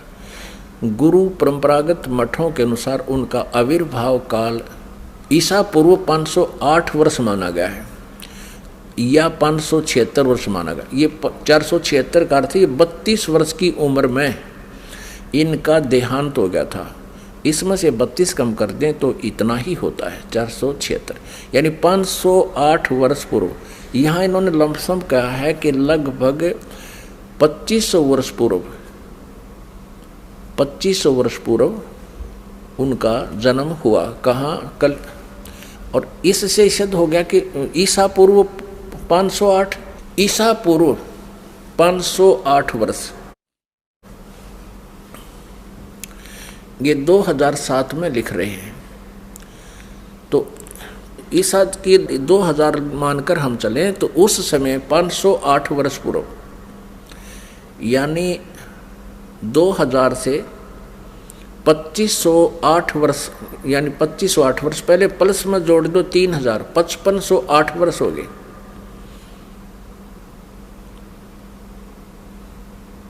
और 1994 से इस दास ने ये नामदान की आज्ञा हुई। सन 2000 में कृपा हुई, परमात्मा ने दया बख्शी, इन सदग्रंथों को देखा। 2000 के बाद इन सदग्रंथों को, जो अपने सदग्रंथ हैं, इनको देख करके इस दास ने एक पुस्तक की रचना की, परिभाषा प्रभु की, फिर परमेश्वर का सार संदेश, और गहरी नज़र गीता में, यानी गीता जी का यथार्थ अनुवाद किया।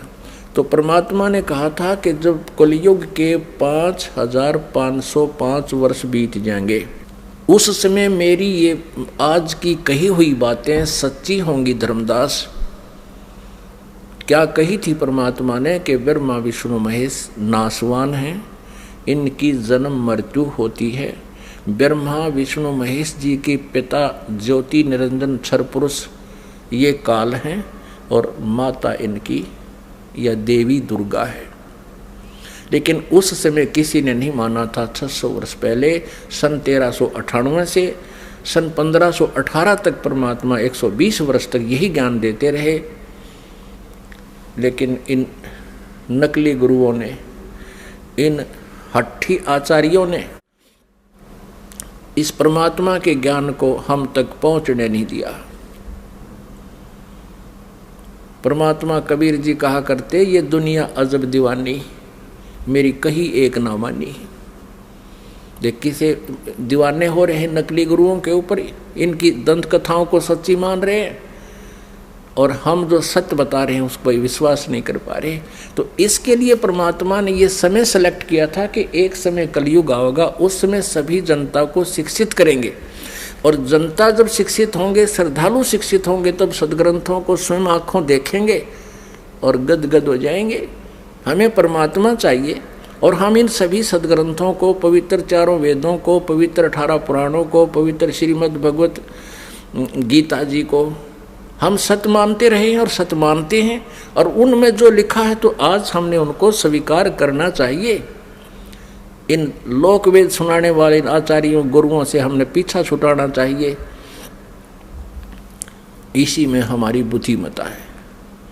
और परमेश्वर कबीर जी कहते हैं, जान बूझ साची तजय और करे झूठ तने, ताकि संगत है प्रभु सोपन में बिना दे।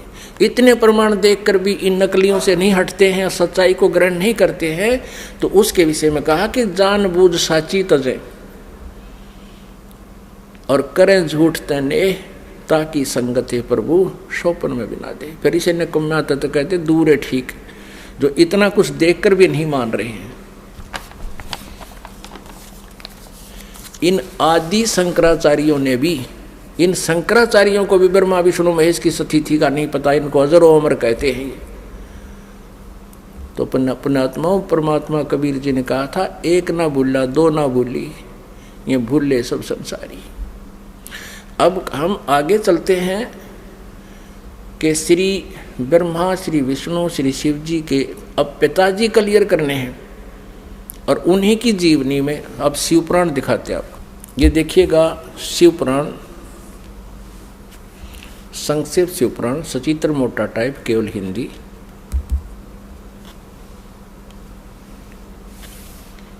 गीता प्रेस गोरखपुर से प्रकाशित है। संक्षिप्त शिव पुराण, सचित्र मोटा टाइप, केवल हिंदी। संपादक हनुमान प्रसाद पोदार।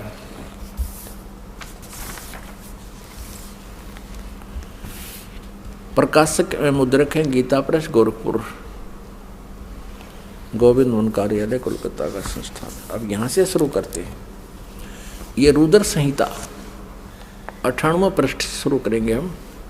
संक्षिप्त शिव पुराण,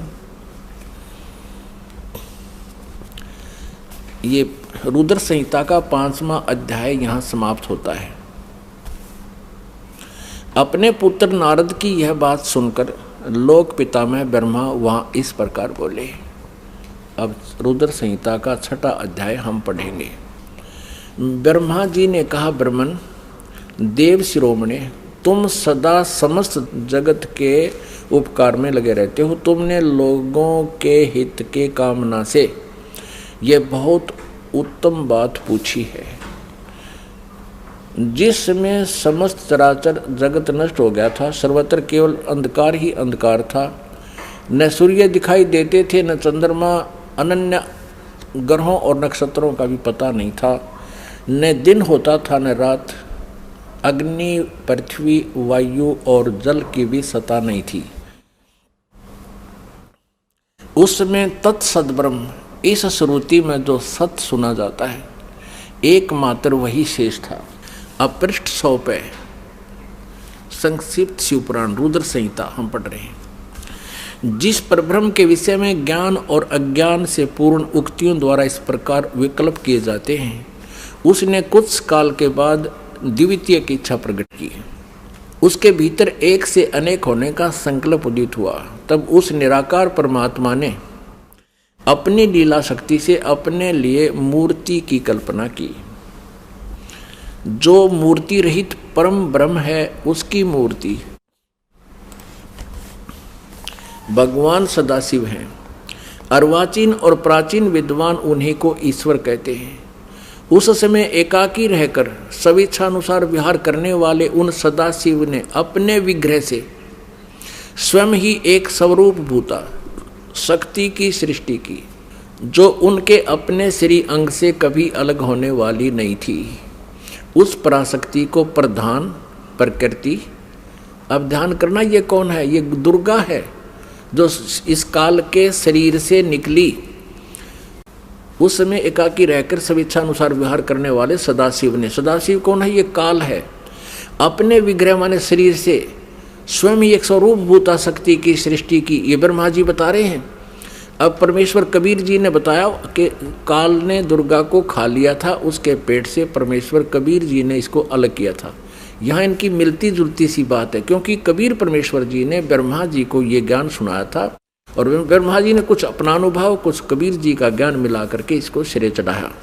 उस समय एकाकी रहकर स्वेच्छा अनुसार विहार करने वाले उन सदाशिव ने अपने विग्रह माने शरीर से स्वयं ही एक स्वरूपभूता शक्ति की सृष्टि की, जो उनके अपने श्रीअंग से कभी अलग होने वाली नहीं थी।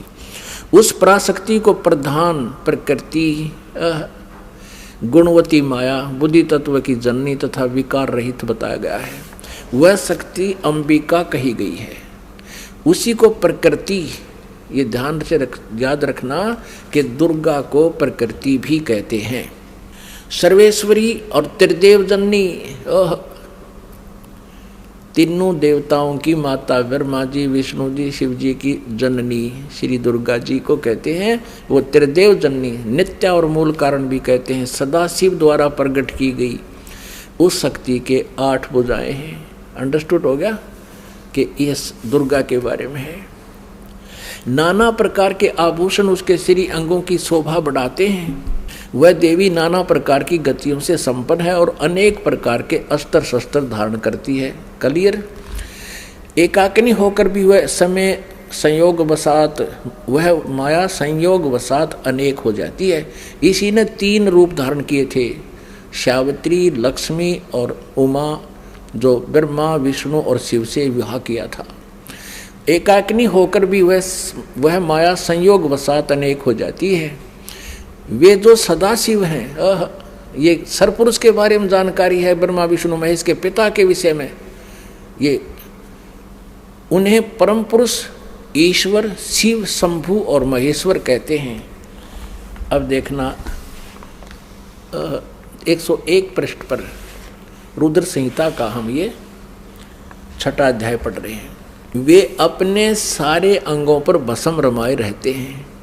उन काल रूपी ब्रह्म ने, इसे काल कहो चाहे ब्रह्म कहो, सर्वपुरुष कहो, ज्योति निरंजन कहो, उन काल रूपी ब्रह्म ने एक ही समय शक्ति के साथ, नाथ नहीं है, शक्ति के साथ यानी दुर्गा के साथ शिवलोक नामक अक्षेत्र का निर्माण किया था।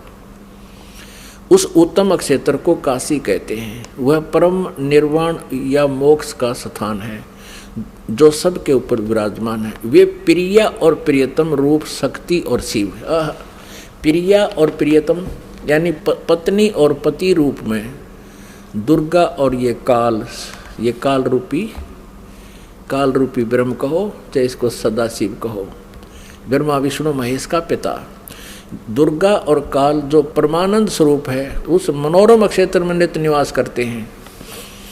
शिव और शिवाने, शिव यहाँ ये काल रूपी ब्रह्म है क्योंकि शिव का रूप धारण भी कर लेता है ये अपने पुत्र जैसा, क्योंकि अपने वास्तविक रूप में कभी किसी के समक्ष नहीं आता। ये शिव यानी इस काल रूपी ब्रह्म ने, ये काल रूपी ब्रह्म ने, शिव और शिवा ने, काल और दुर्गा ने प्रलय काल में भी उस अक्षेत्र को अपने सानिध्य से मुक्त नहीं किया है। देव से ब्रह्मा जी बता रहे हैं नारद को, एक समय उस आनंद वन में रमण करते हुए शिवा और शिव के मन में, काल और दुर्गा के मन में, दुर्गा और काल के मन में, सरपुरुष के मन में यह इच्छा हुई कि किसी दूसरे पुरुष की सृष्टि करनी चाहिए, यानी कोई बच्चा उत्पन्न करना चाहिए, लड़का, जिस पर यह सृष्टि संचालन का महान भार रखकर हम दोनों केवल काशी में रहकर इच्छा अनुसार विचरें और निर्वाण धारण करें। ऐसा निश्चय करके शक्ति सहित सर्वव्यापी परमेश्वर शिव ने, इस काल रूपी ब्रह्म ने दुर्गा के साथ रमण किया। अपने वाम भाग के 10वें अंग पर अमृत मल दिया, पति पत्नी व्यवहार किया। फिर तो वहाँ से एक पुरुष प्रकट हुआ, एक पुत्र की उत्पत्ति हुई। देखना 102 पृष्ठ पे संक्षिप्त शिव पुराण हम पढ़ रहे हैं। अब यहाँ पुत्र जो उत्पन्न हुआ इस काल रूपी ब्रह्म ने यानी शिव ने कहा, वत्स व्यापक होने के कारण तुम्हारा विष्णु नाम विख्यात हुआ। अब दुर्गा और काल से जो पुत्र उत्पन्न हुआ उसका नाम विष्णु रखा।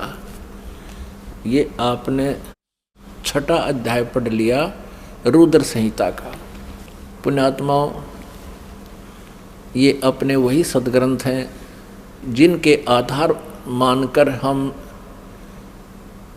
ये ज्ञान ग्रहण करते थे, ये आचार्य ब्राह्मण गुरु हमें ये बताया करते थे कि शिव पुराण में ऐसा लिखा है, हम इसलिए आपको बता रहे हैं, विष्णु पुराण में ऐसा लिखा है, देवी पुराण में ऐसा लिखा है। तो हम सोचा करते थे ये जो बता रहे हैं दंत कथा शायद ऐसा ही लिखा होगा, क्योंकि ये संस्कृत जानते हैं। आज ये सदग्रंथ उनके लोक वेद के विपरीत ज्ञान बता रहे हैं। अब इसमें स्पष्ट हो गया, काल रूपी ब्रह्म सरपुरुष कहो, ज्योति निरंजन कहो, इसे काल कहो या इसे सदाशिव कहो, ये ब्रह्मा विष्णु महेश का पिता है। और दुर्गा कहो, प्रकृति कहो, और ये इनकी माता है। इन दोनों के संयोग से श्री विष्णु जी की उत्पत्ति हुई, ये अपनी शिव पुराण स्पष्ट कर रहे हैं। और रुद्र संहिता का 6वां अध्याय। अब आपको 7वें अध्याय में ब्रह्मा जी कहते हैं फिर मेरी उत्पत्ति भी ऐसे की, दुर्गा और काल ने दोनों ने मिलकर, ब्रह्म ने। देखिए ये रुद्र संहिता है और ये हमने 6वां अध्याय यहाँ तक पढ़ लिया। अब 7वां देखते हैं, 103 पृष्ठ पे।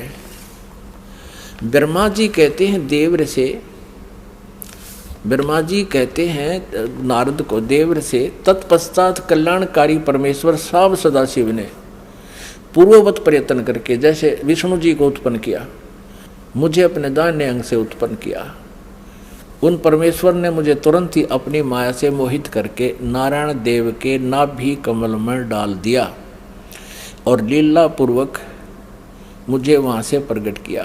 इस प्रकार उस कमल के पुत्र के रूप में मुझ हिरण्यगर्भ का जन्म हुआ। अब पुण्यात्माओं यहाँ पर अनुवाद करता थोड़ा सा विचलित हो गया। अब उसने सोचा कि भाई अब शिव से शिव की उत्पत्ति कैसे लिखूं, क्योंकि अनुवाद करता भी तत्वज्ञान से परिचित नहीं था। लेकिन कहते हैं सच्चाई छुपती नहीं, चोर चुरावे तूंबड़ी गाड्डे पानी में, वो गाड्डे हुआ ऊपर आवे ना, सच्चाई छानी ना। अब देखना, इसी रुद्र संहिता हम पढ़ रहे हैं, श्री शिव पुराण में प्रमाण दिखाते हैं आपको। ये वही रुद्र संहिता चल रही है और संक्षिप्त शिव पुराण 110 पृष्ठ पे हम अब यहाँ देखेंगे 9वां अध्याय का यहाँ अंत होता है, लास्ट है।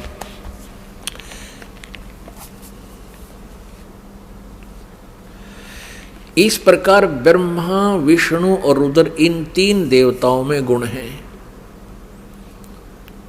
इस प्रकार ब्रह्मा विष्णु रुद्र इन 3 देवताओं में गुण हैं, परंतु शिव गुणातीत माने गए हैं।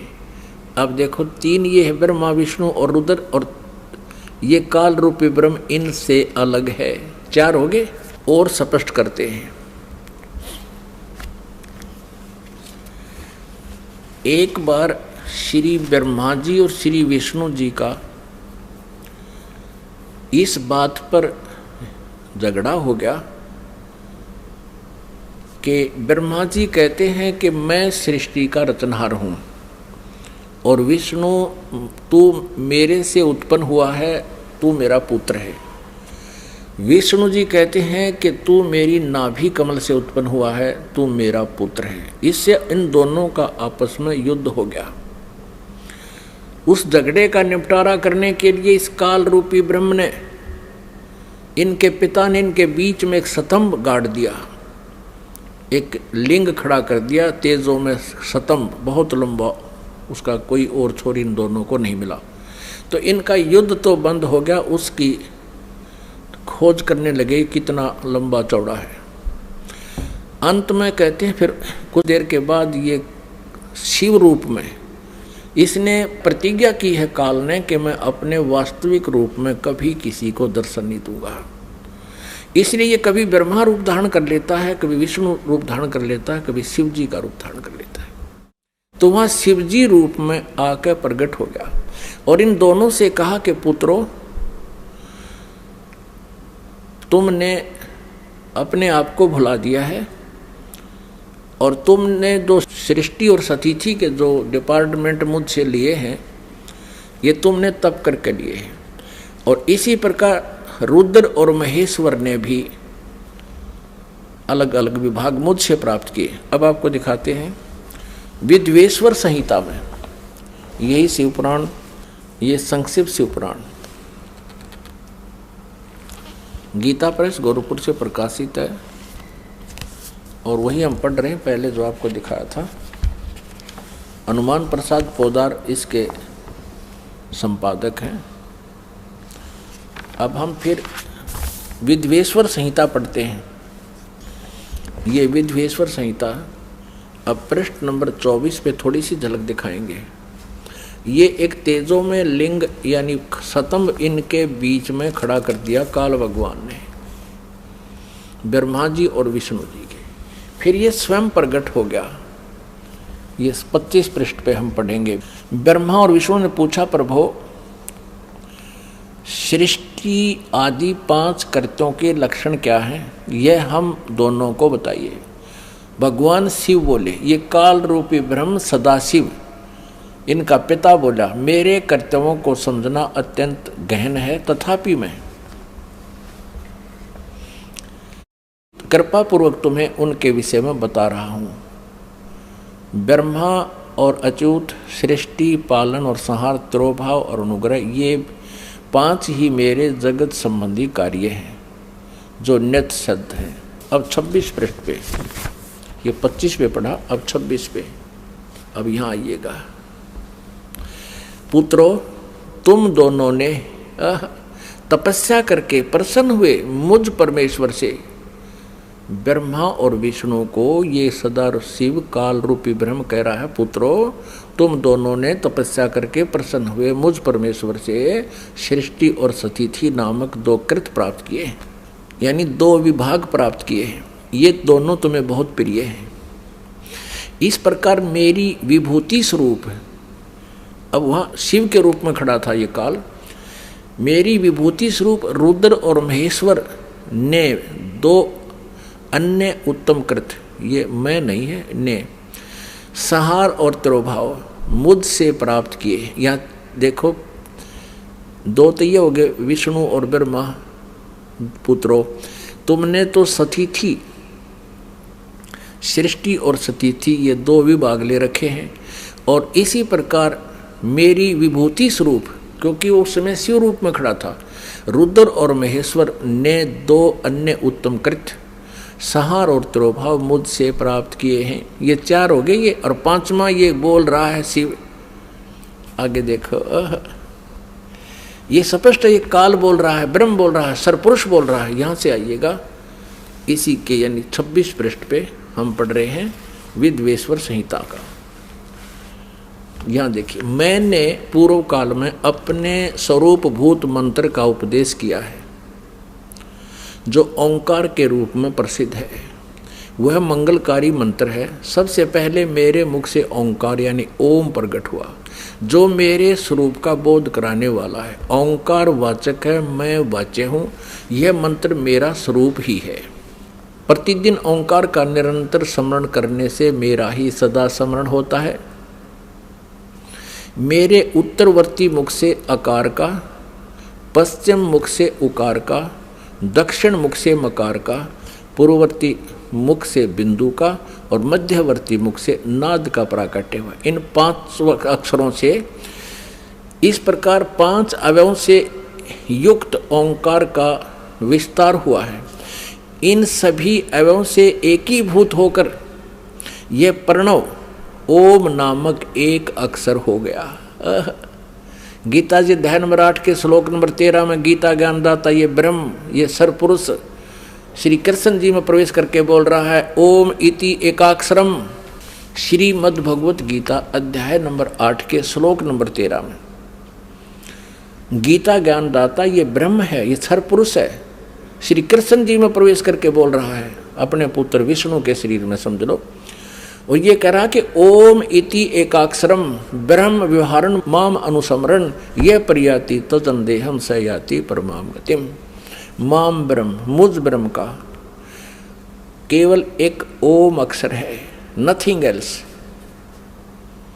उच्चारण करके सिमरण करता हुआ ये प्रयाति तजन देहम सयाति परमाम गतिम, जो शरीर छोड़कर जाते समय इसका सिमरण करता हुआ जाता है, यानी अंत समय में भी इसी का सिमरण करता हुआ शरीर छोड़ता है, सयाति परमाम गतिम, वह मेरे ओम नाम से जो लाभ मिलना है वो परम गति प्राप्त होती है। इससे सिद्ध हो गया कि गीता जी को ये काल ही बोल रहा है जो ब्रह्मा विष्णु महेश का पिता है। और आगे देखो इन्होंने गड़बड़ी कहाँ की है, अनुवादकर्ताओं ने इसमें गलत मंत्र अड़ा दिया। हम इसको यहाँ पढ़ रहे हैं, इन सभी एवं से एकीभूत होकर वह प्रणव ओम नामक एक अक्षर हो गया। और गीता जी अध्याय नंबर 8 के श्लोक नंबर 13 में भी कहा है ओम इति एकाक्षरम ब्रह्म व्यवहारण माम अनुसमरण यह प्रयाति तदन देहम सयाति परमाम गति। अब देखो इन्होंने यहाँ गड़बड़ कर दिया है कि इन्होंने ओम नमः शिवाय यह 5 अक्षर मंत्र बता दिया। ये गलत है, ये बिल्कुल गलत है। यहाँ लिखा है कि इन सभी एवं से एकीभूत होकर यह वह प्रणव ओम नाम एक अक्षर हो गया। ये गलत है, ओम नमः शिवाय ये मंत्र गलत है। ये शास्त्र विधि त्याग कर मनमाना आचरण है, ये नहीं करना चाहिए हमें। पुण्यात्मा, आज से 600 वर्ष पहले परमात्मा ने लगभग 600 वर्ष पहले यही अमृत ज्ञान अपनी अमृत वाणी में सच्चिदानंद घन ब्रह्म की वाणी में कहा था। श्रीमद् भगवद गीता अध्याय नंबर 4 के श्लोक 25 से लेकर 31 तक जो भी साधनाएं जिन साधकों ने की हैं, किसी ने देवताओं की पूजा की और कोई स्वाध्याय ही करता है, कोई प्राणायाम आदि करता है और कोई तीक्ष्ण अहिंसावादी व्रत करके ही अपनी साधना करता, जैसे मुंह पर पट्टी बांध कर नंगे पैरों घूमता है, कोई स्वाध्याय करता है, गीता जी का नित्य पाठ करता है, कोई वेदों के पाठ करता है, कोई किसी प्रकार की। कहते सभी साधक अपनी अपनी साधनाओं को पाप नाशक जानने वाले हैं। लेकिन चौथे अध्याय के 32वें श्लोक में कहा कि उस सच्चिदानंद घन ब्रह्म की वाणी में इन यज्ञों की जानकारी, यज्ञ माने धार्मिक अनुष्ठानों की जानकारी विस्तार से कही गई है। वो तत्व ज्ञान है। चौथे अध्याय के 34वें श्लोक में कहा कि उस सच्चिदानंद घन ब्रह्म की वाणी में, यानी जो ज्ञान स्वयं परमेश्वर ने अपने मुखारविंद से बोला है, वो सच्चिदानंद घन ब्रह्म की वाणी ब्रह्म ने मुखे कहा गया है, वो तत्व ज्ञान है। चौथे अध्याय के 34वें श्लोक में कहा कि उस तत्व ज्ञान को तू तत्वदर्शी संतों के पास जाकर समझ। गीता ज्ञानदाता कहता मुझे पता नहीं। अब देखिए श्रीमद् भगवद गीता, गीता प्रेस गोरखपुर से प्रकाशित है। जयदयाल गोविंद का इसके अनुवादक है। अभी आपको दिखाते हैं चौथे अध्याय का 32वां श्लोक। अब हम पहले थोड़ा सा चौथे अध्याय का 25 से शुरू करेंगे, अच्छा समझ में आएगा। ये देखिएगा, अध्याय नंबर 4 श्रीमद् भगवद गीता। इस 25 में कहा है कि दूसरे योगीजन देवताओं के पूजन रूपी यज्ञ का भली भांति अनुष्ठान करते हैं। प्रउपास्ते माने पूजते हैं। इसका अर्थ है कि कुछ योगी साधक देवताओं की पूजा, यज्ञ माने धार्मिक अनुष्ठान करते हैं, ये पूजा करते हैं प्रउपास्ते। और अन्य दूसरे ब्रह्म अग्नौ यानी ब्रह्म की साधना करते हैं। ब्रह्म ये अपने हिसाब से लिख रहे हैं और यज्ञ के द्वारा ही आत्म स्वरूप का हवन किया करते हैं। 26 में कहा है अन्य साधक, योगी जन माने साधक, श्रोत्र आदि समस्त इंद्रियों को संयम रूप अग्नि में हवन किया करते हैं, यानी ज्ञान इंद्रियों को ही ये रोकने की चेष्टा करते हैं। दूसरे एक शब्द आदि पर, ये 26वें श्लोक में चौथे अध्याय के, समस्त विषयों को इंद्रिय रूप अग्नि में हवन किया करते हैं 27 में। और दूसरे योगीजन इंद्रियों की संपूर्ण क्रियाओं को और प्राणों की समस्त क्रियाओं को ज्ञान से प्रकाशित स्वयं योग रूप अग्नि में हवन किया करते हैं। यानी कुछ इसमें यह कहा कि कुछ लोग अपने श्वासों की क्रियाओं को आते जाते देखते रहते हैं, इसी को अपनी साधना मानते हैं, ध्यान रखते हैं उसके ऊपर। 28 में कहा है कि कई पुरुष द्रव्य संबंधी यज्ञ करने वाले भंडारे कर दिए कि धर्मशाला बनवा दी, और कुछ तपस्या करते रहते हैं, और दूसरे योग रूप यज्ञ करने वाले या केवल आसन योगासन योगा करते रहते हैं, इसी को अपना मोक्ष मानते हैं। ये 28 पढ़ रहे हैं हम, 28। और दूसरे कितने ही आचार्य ना कितने ही अहिंसावादी तीक्ष्ण व्रतों से युक्त यत्नशील पुरुष स्वाध्याय रूप ज्ञान यज्ञ करने वाले हैं, यानी स्वाध्याय करते हैं। गीता जी का पाठ कर लिया, वेदों का। 29 में कहा है, दूसरे कितने ही साधक योगी जन अपान वायु में प्राण वायु को यानी प्राणायाम की क्रियाओं को हवन करते हैं, और प्राण वायु को अपान वायु में, और कितने ही नियमित आहार अल्पाहारी रहते हैं। प्राणायाम प्राण पुरुष और प्राण और अपान की गति को रोककर प्राणों को प्राणों में ही हवन किया करते हैं। वे सभी साधक यज्ञों के द्वारा पापों का नाश कर देने वाले यज्ञों को जानने वाले हैं। अपने आत्माओं, इन गीता अध्याय नंबर 4 के श्लोक 25 से लेकर 30 तक आपने पढ़ लिया। इसका कहने का भाव ये है यहाँ पर कि कोई ऐसी साधना करता है, और सभी साधक अपने साधनाओं को पाप नाशक जानते हैं। यदि वो ये समझें कि साधना ठीक नहीं है, पता लग जाए तो कोई ना करे इनको। तो अब बताया है कि चौथे अध्याय के 31वें श्लोक में कहा है कि जो साधना नहीं करते, भक्ति करते ही नहीं, उनको ना यहाँ सुख ना परलोक में सुख। अब चौथे अध्याय के 32वें श्लोक में कहा है कि जिन साधनाओं का वर्णन यज्ञों का 25 से लेकर और 30 तक किया है, इस प्रकार की अनेक प्रकार की विस्तार के साथ यज्ञों की जानकारी, यज्ञ माने धार्मिक अनुष्ठानों की जानकारी सच्चिदानंद घन ब्रह्म की वाणी में विस्तार से कही गई है, ब्रह्मणे मुखे। अब यहाँ अनुवादकर्ताओं ने चौथे अध्याय के 32वें श्लोक में गड़बड़ी कर दी अज्ञानता के कारण। उन्होंने ब्रह्मणे मुखे का अर्थ लिख दिया ब्रह्म की वाणी। लिखना था सच्चिदानंद घन ब्रह्म की वाणी में, यानी जो वेदों से अन्य है, क्योंकि श्रीमद् भगवत गीता का ज्ञान वेदों वाला ही है। और इसमें 2 प्रकार का ज्ञान है। एक तो इस ब्रह्म क्षर पुरुष का अपना मत है, और एक वेदों का ज्ञान है। जो वेदों वाला ज्ञान है वो वेदों से तुलना होता है तो वो सही है, और जो युद्ध करवाने के लिए इसने कुछ अटकलबाजी करके बताया कि ये मेरा मत है, ऐसी साधना जो कुछ भी इसने ज्ञान दिया है, तो वो मत, इसका भी मत अल्पज्ञ है ये भी, क्योंकि स्वयं कहता है कि उस तत्व ज्ञान को तत्वदर्शी संतों के पास जाकर समझ। इसको कंप्लीट नॉलेज नहीं है आध्यात्मिक ज्ञान का, गीता ज्ञान दाता को भी कंप्लीट नॉलेज नहीं है, इससे सिद्ध है। अब देखिएगा चौथे अध्याय का 31 और 32 श्लोक,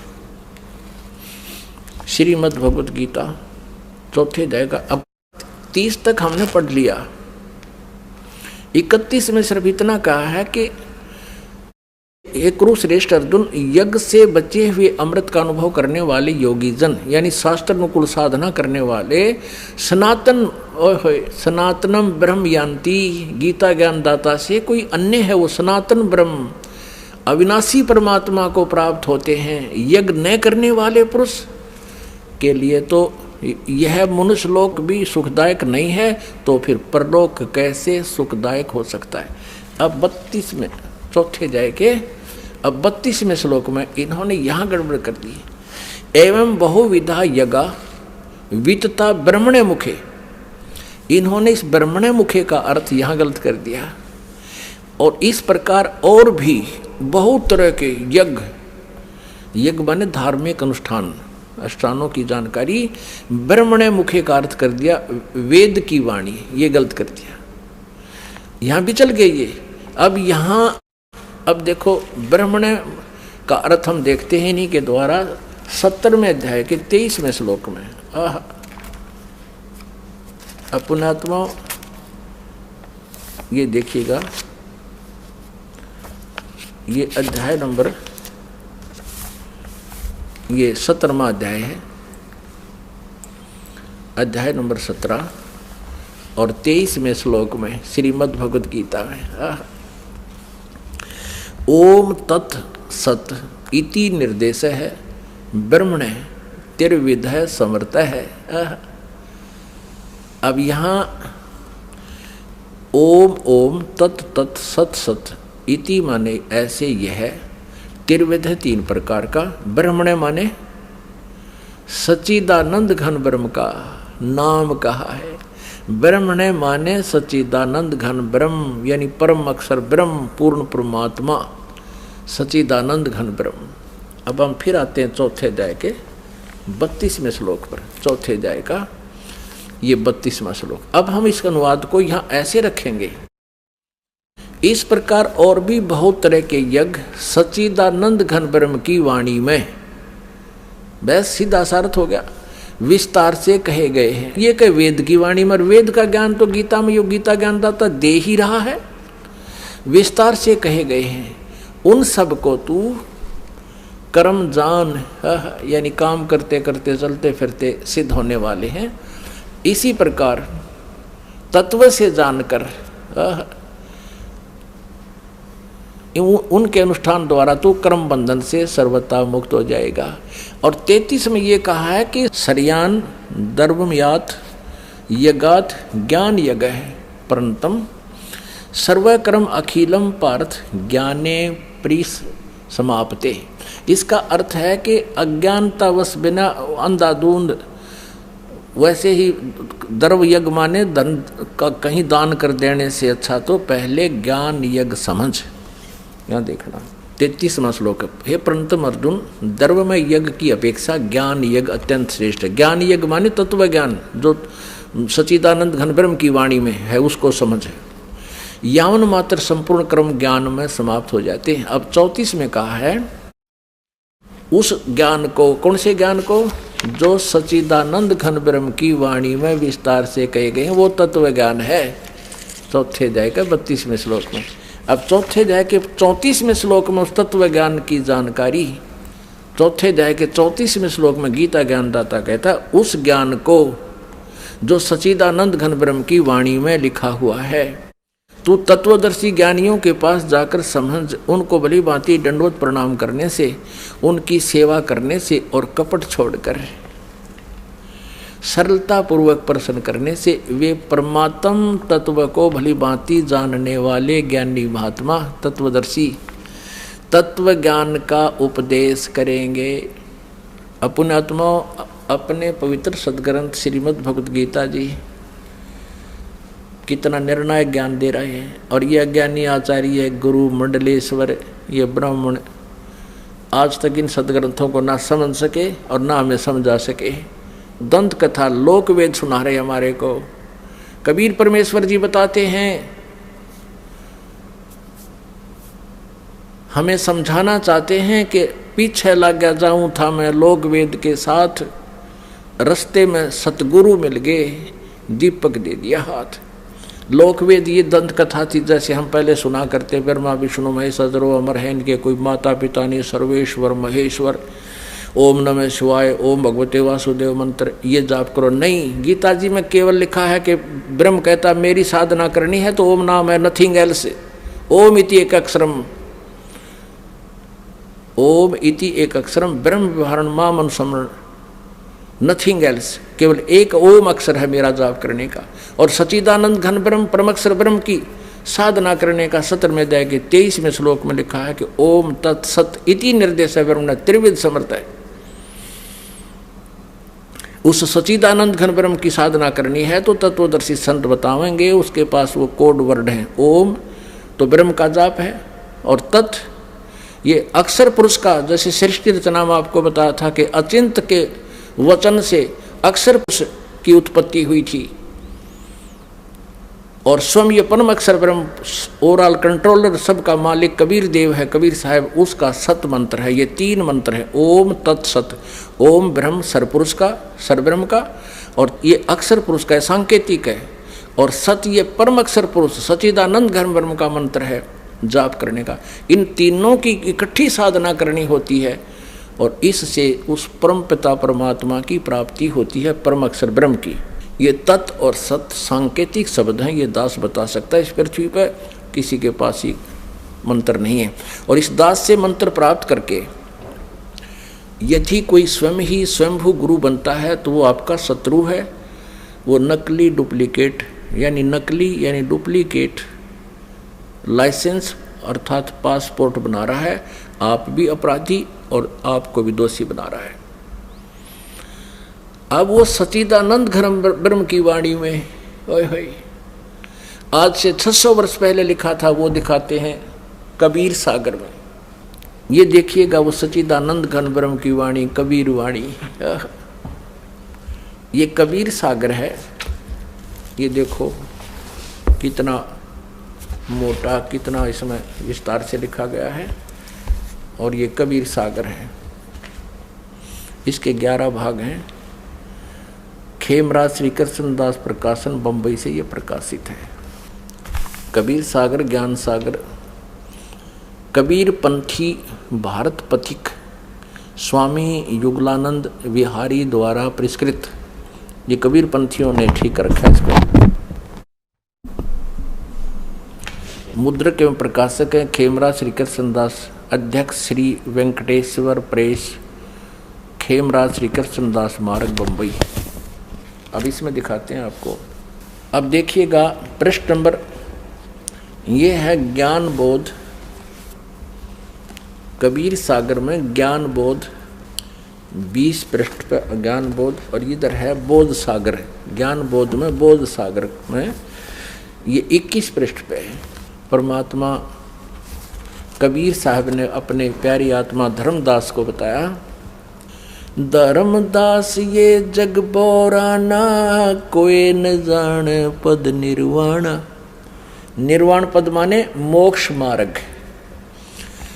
धर्मदास ये जग बोराना, कोई न जाने पद निर्वाण। यही कारण मैं कथा पसारा, जग से कहिए वो राम नियारा। ये नाम गलती से लिखा है, मिसप्रिंट है। यही ज्ञान जग जीव सुनावो, सब जीवों का भरम नसाओ। अब मैं तुमसे कहूँ चिताई, त्रिदेवन की उत्पत्ति भाई। तीनों देवता ब्रह्मा विष्णु महेश की जन्म बताता हूँ कैसे हुआ।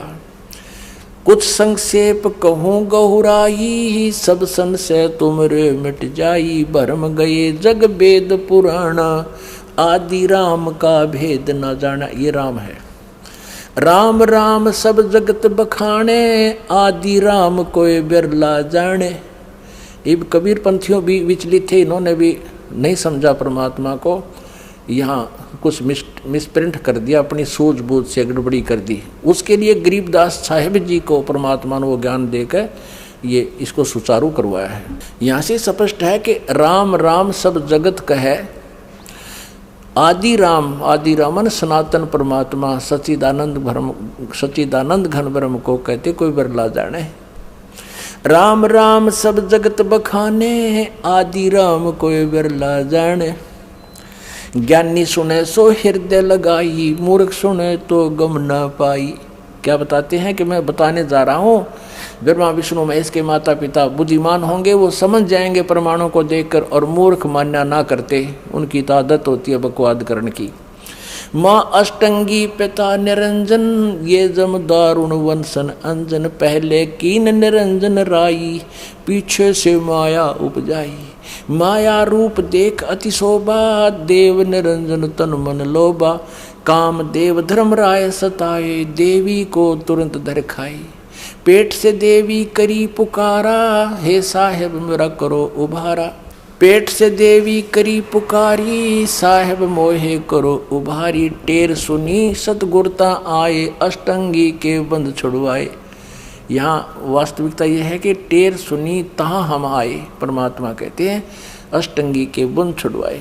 अब 22 पृष्ठ पे ज्ञान बोध। कबीर सागर। धर्मराय को हिकमत कीना, नखरेखा से भग कर लीना।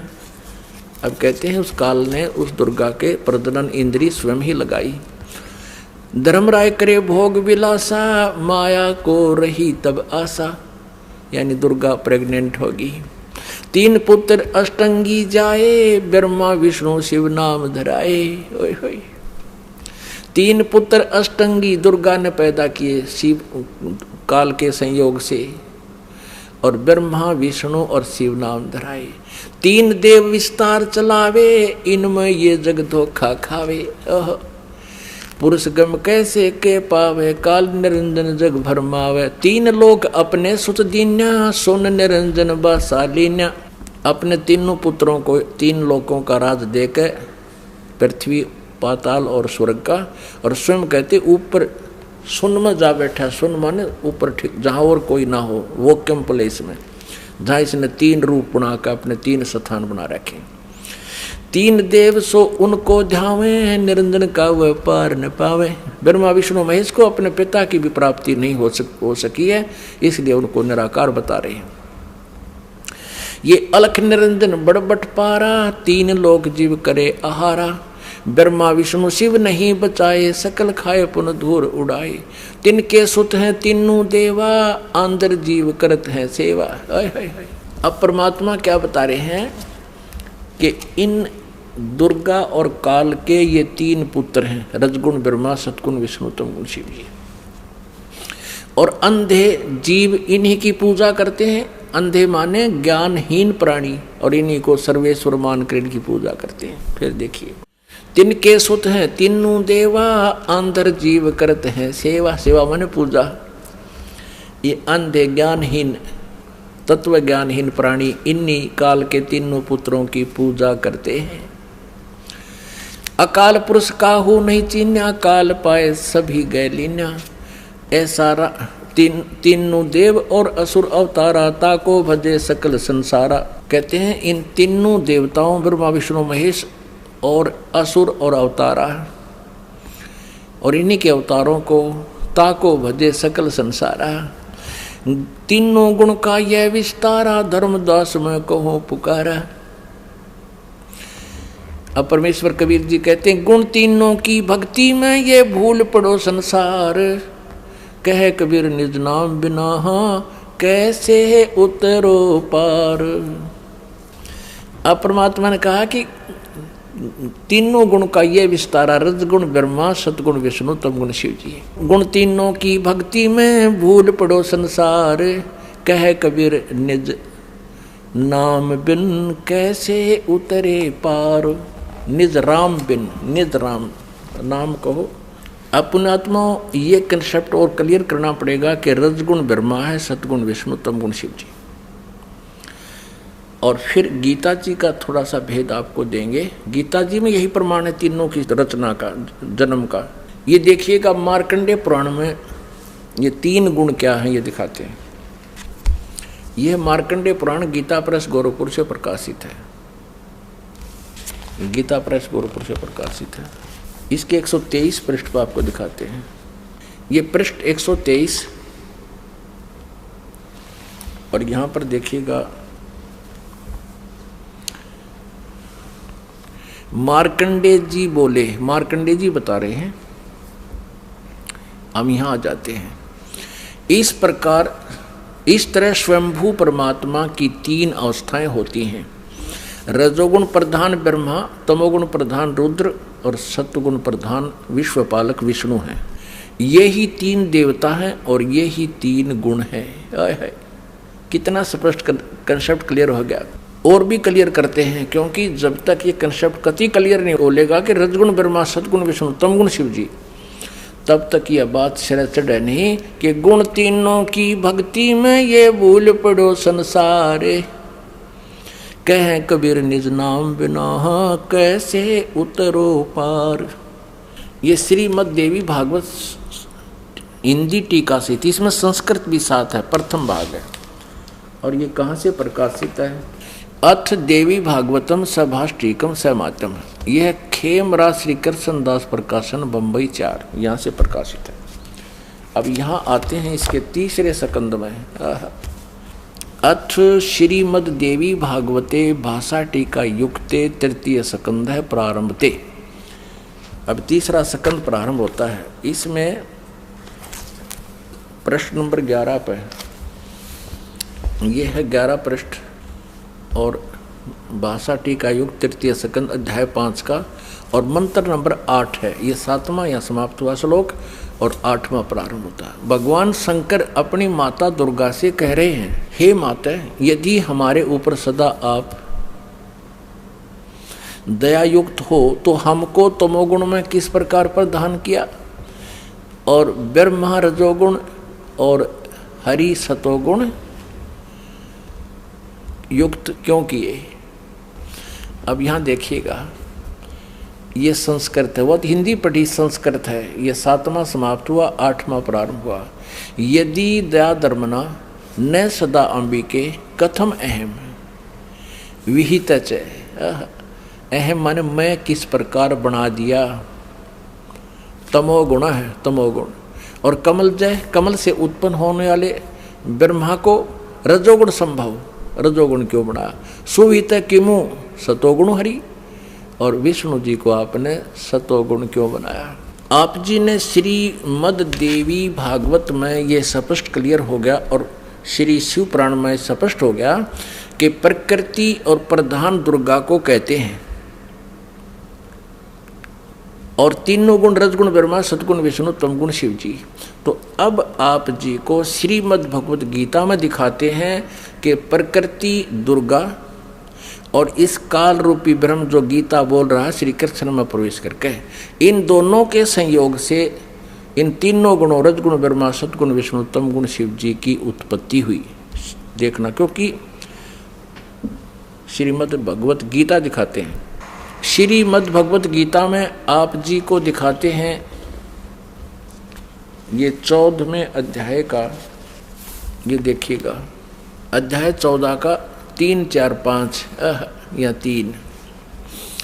हे अर्जुन, मेरी महत ब्रह्म रूप मूल प्रकृति, प्रकृति दुर्गा सभी प्राणी भूतों यानी प्राणियों की योनि अर्थात गर्भाधान स्थान है। मैं उस योनि में चेतन समुदाय रूप गर्भ को स्थापन करता हूँ। उस जड़ चेतन के तत्व मन उसके संयोग से सब प्राणियों की उत्पत्ति होती है, भूतों की उत्पत्ति होती है। 4 में, हे अर्जुन, नाना प्रकार की सब योनियों में यानी शरीरों में जितनी मूर्तियां अर्थात शरीरधारी प्राणी उत्पन्न होते हैं, प्रकृति तो उनकी गर्भ धारण करने वाली माता है, उन सब की दुर्गा। दुर्गा तो उनकी माता है, मैं बीज स्थापन करने वाला पिता हूँ। आगे देखो 5वें में, हे अर्जुन, सतगुण विष्णु रजगुण ब्रह्मा और तमगुण शंकर, ये प्रकृति से उत्पन्न दुर्गा से उत्पन्न तीनों गुण यानी तीनों देवता अविनाशी जीव आत्मा को शरीर में बांधते हैं, यानी कर्मा उनके अनुसार ये इन तीनों रजगुण ब्रह्मा सतगुण विष्णु तमगुण शिव जी ये दुर्गा से जन्मे हैं, इनका जन्म हुआ है। और कर्मानुसार शरीर में यानी कर्म दंड के आधार से हमें यहाँ पर रखते हैं। अपने आत्माओं, परमात्मा कहा करते थे कि मेरी बात कहते हैं या दुनिया अजब दीवानी, मेरी कही एक ना मानी। क्या कहा करते परमात्मा, निरंजन धन तेरा दरबार, निरंजन धन तेरा दरबार, जहाँ पर तनिक ना न्याय विचार। कबीर परमेश्वर पूर्ण ब्रह्म परम पूज्य कबीर परमेश्वर जी 600 वर्ष पहले कहा करते रहे, काल तेरा नाश जाइयो, तने कैसा जुल्म कर रखा। इस ज्योति निरंजन को कहा करते थे कि इस तेरे लोक में कित तिनक भी न्याय नहीं है, तूने सबको भ्रमित कर रखा है, सबको झूठ कपट के आधार से यार रोक रखा है, और इन झूठे गुरुओं से झूठा ज्ञान तूने जनता के अंतःकरण में बरवा दिया। और ये भोली जनता इन झूठों को सच्चा मानते हैं और मेरी नहीं मानते हैं। निरंजन धन तेरा दरबार, निरंजन धन तेरा दरबार, जहाँ पर तनिक ना न्याय विचार। वैसा ओढ़े मुल मुल खासा, गल मोतियों के आर। वैसा ओढ़े मुल मुल खासा, गल मोतियों के हार। पति भरता को मिले न खादी, ये सूखा निरस आहार। निरंजन धन तेरा दरबार, निरंजन धन तेरा दरबार, जहाँ पर तनिक न न्याय विचार। पाखंडियों की पूजा जग में, संत को कहें लबाड़े। पाखंडी की पूजा जग में, संत को कहें लबाड़े। अज्ञानी को परम विवेकी, और ज्ञानी को मूढ़ गंवार। निरंजन धन तेरा दरबार, निरंजन धन तेरा दरबार, जहाँ पर तनिक न न्याय विचार। कह कबीर सुनो भाई साधो, या सब उल्टा व्यवहार। कहे कबीर सुनो भाई साधो, या सब उल्टा व्यवहार। सच्चे को तो ये झूठा बतावे, इन झूठों का एतबार। निरंजन धन तेरा दरबार, निरंजन धन तेरा दरबार, जहाँ पर तनिक न न्याय विचार। कह कबीर सुनो भाई साधो, या सब उल्टा व्यवहार। कहे कबीर सुनो भाई साधो, या सब उल्टा व्यवहार। सच्चे को तो ये झूठा बतावे, और इन झूठों का एतबार। निरंजन धन तेरा दरबार, निरंजन धन तेरा दरबार, जहाँ पर तनिक ना न्याय विचार। बोलो सतगुरुदेव की जय।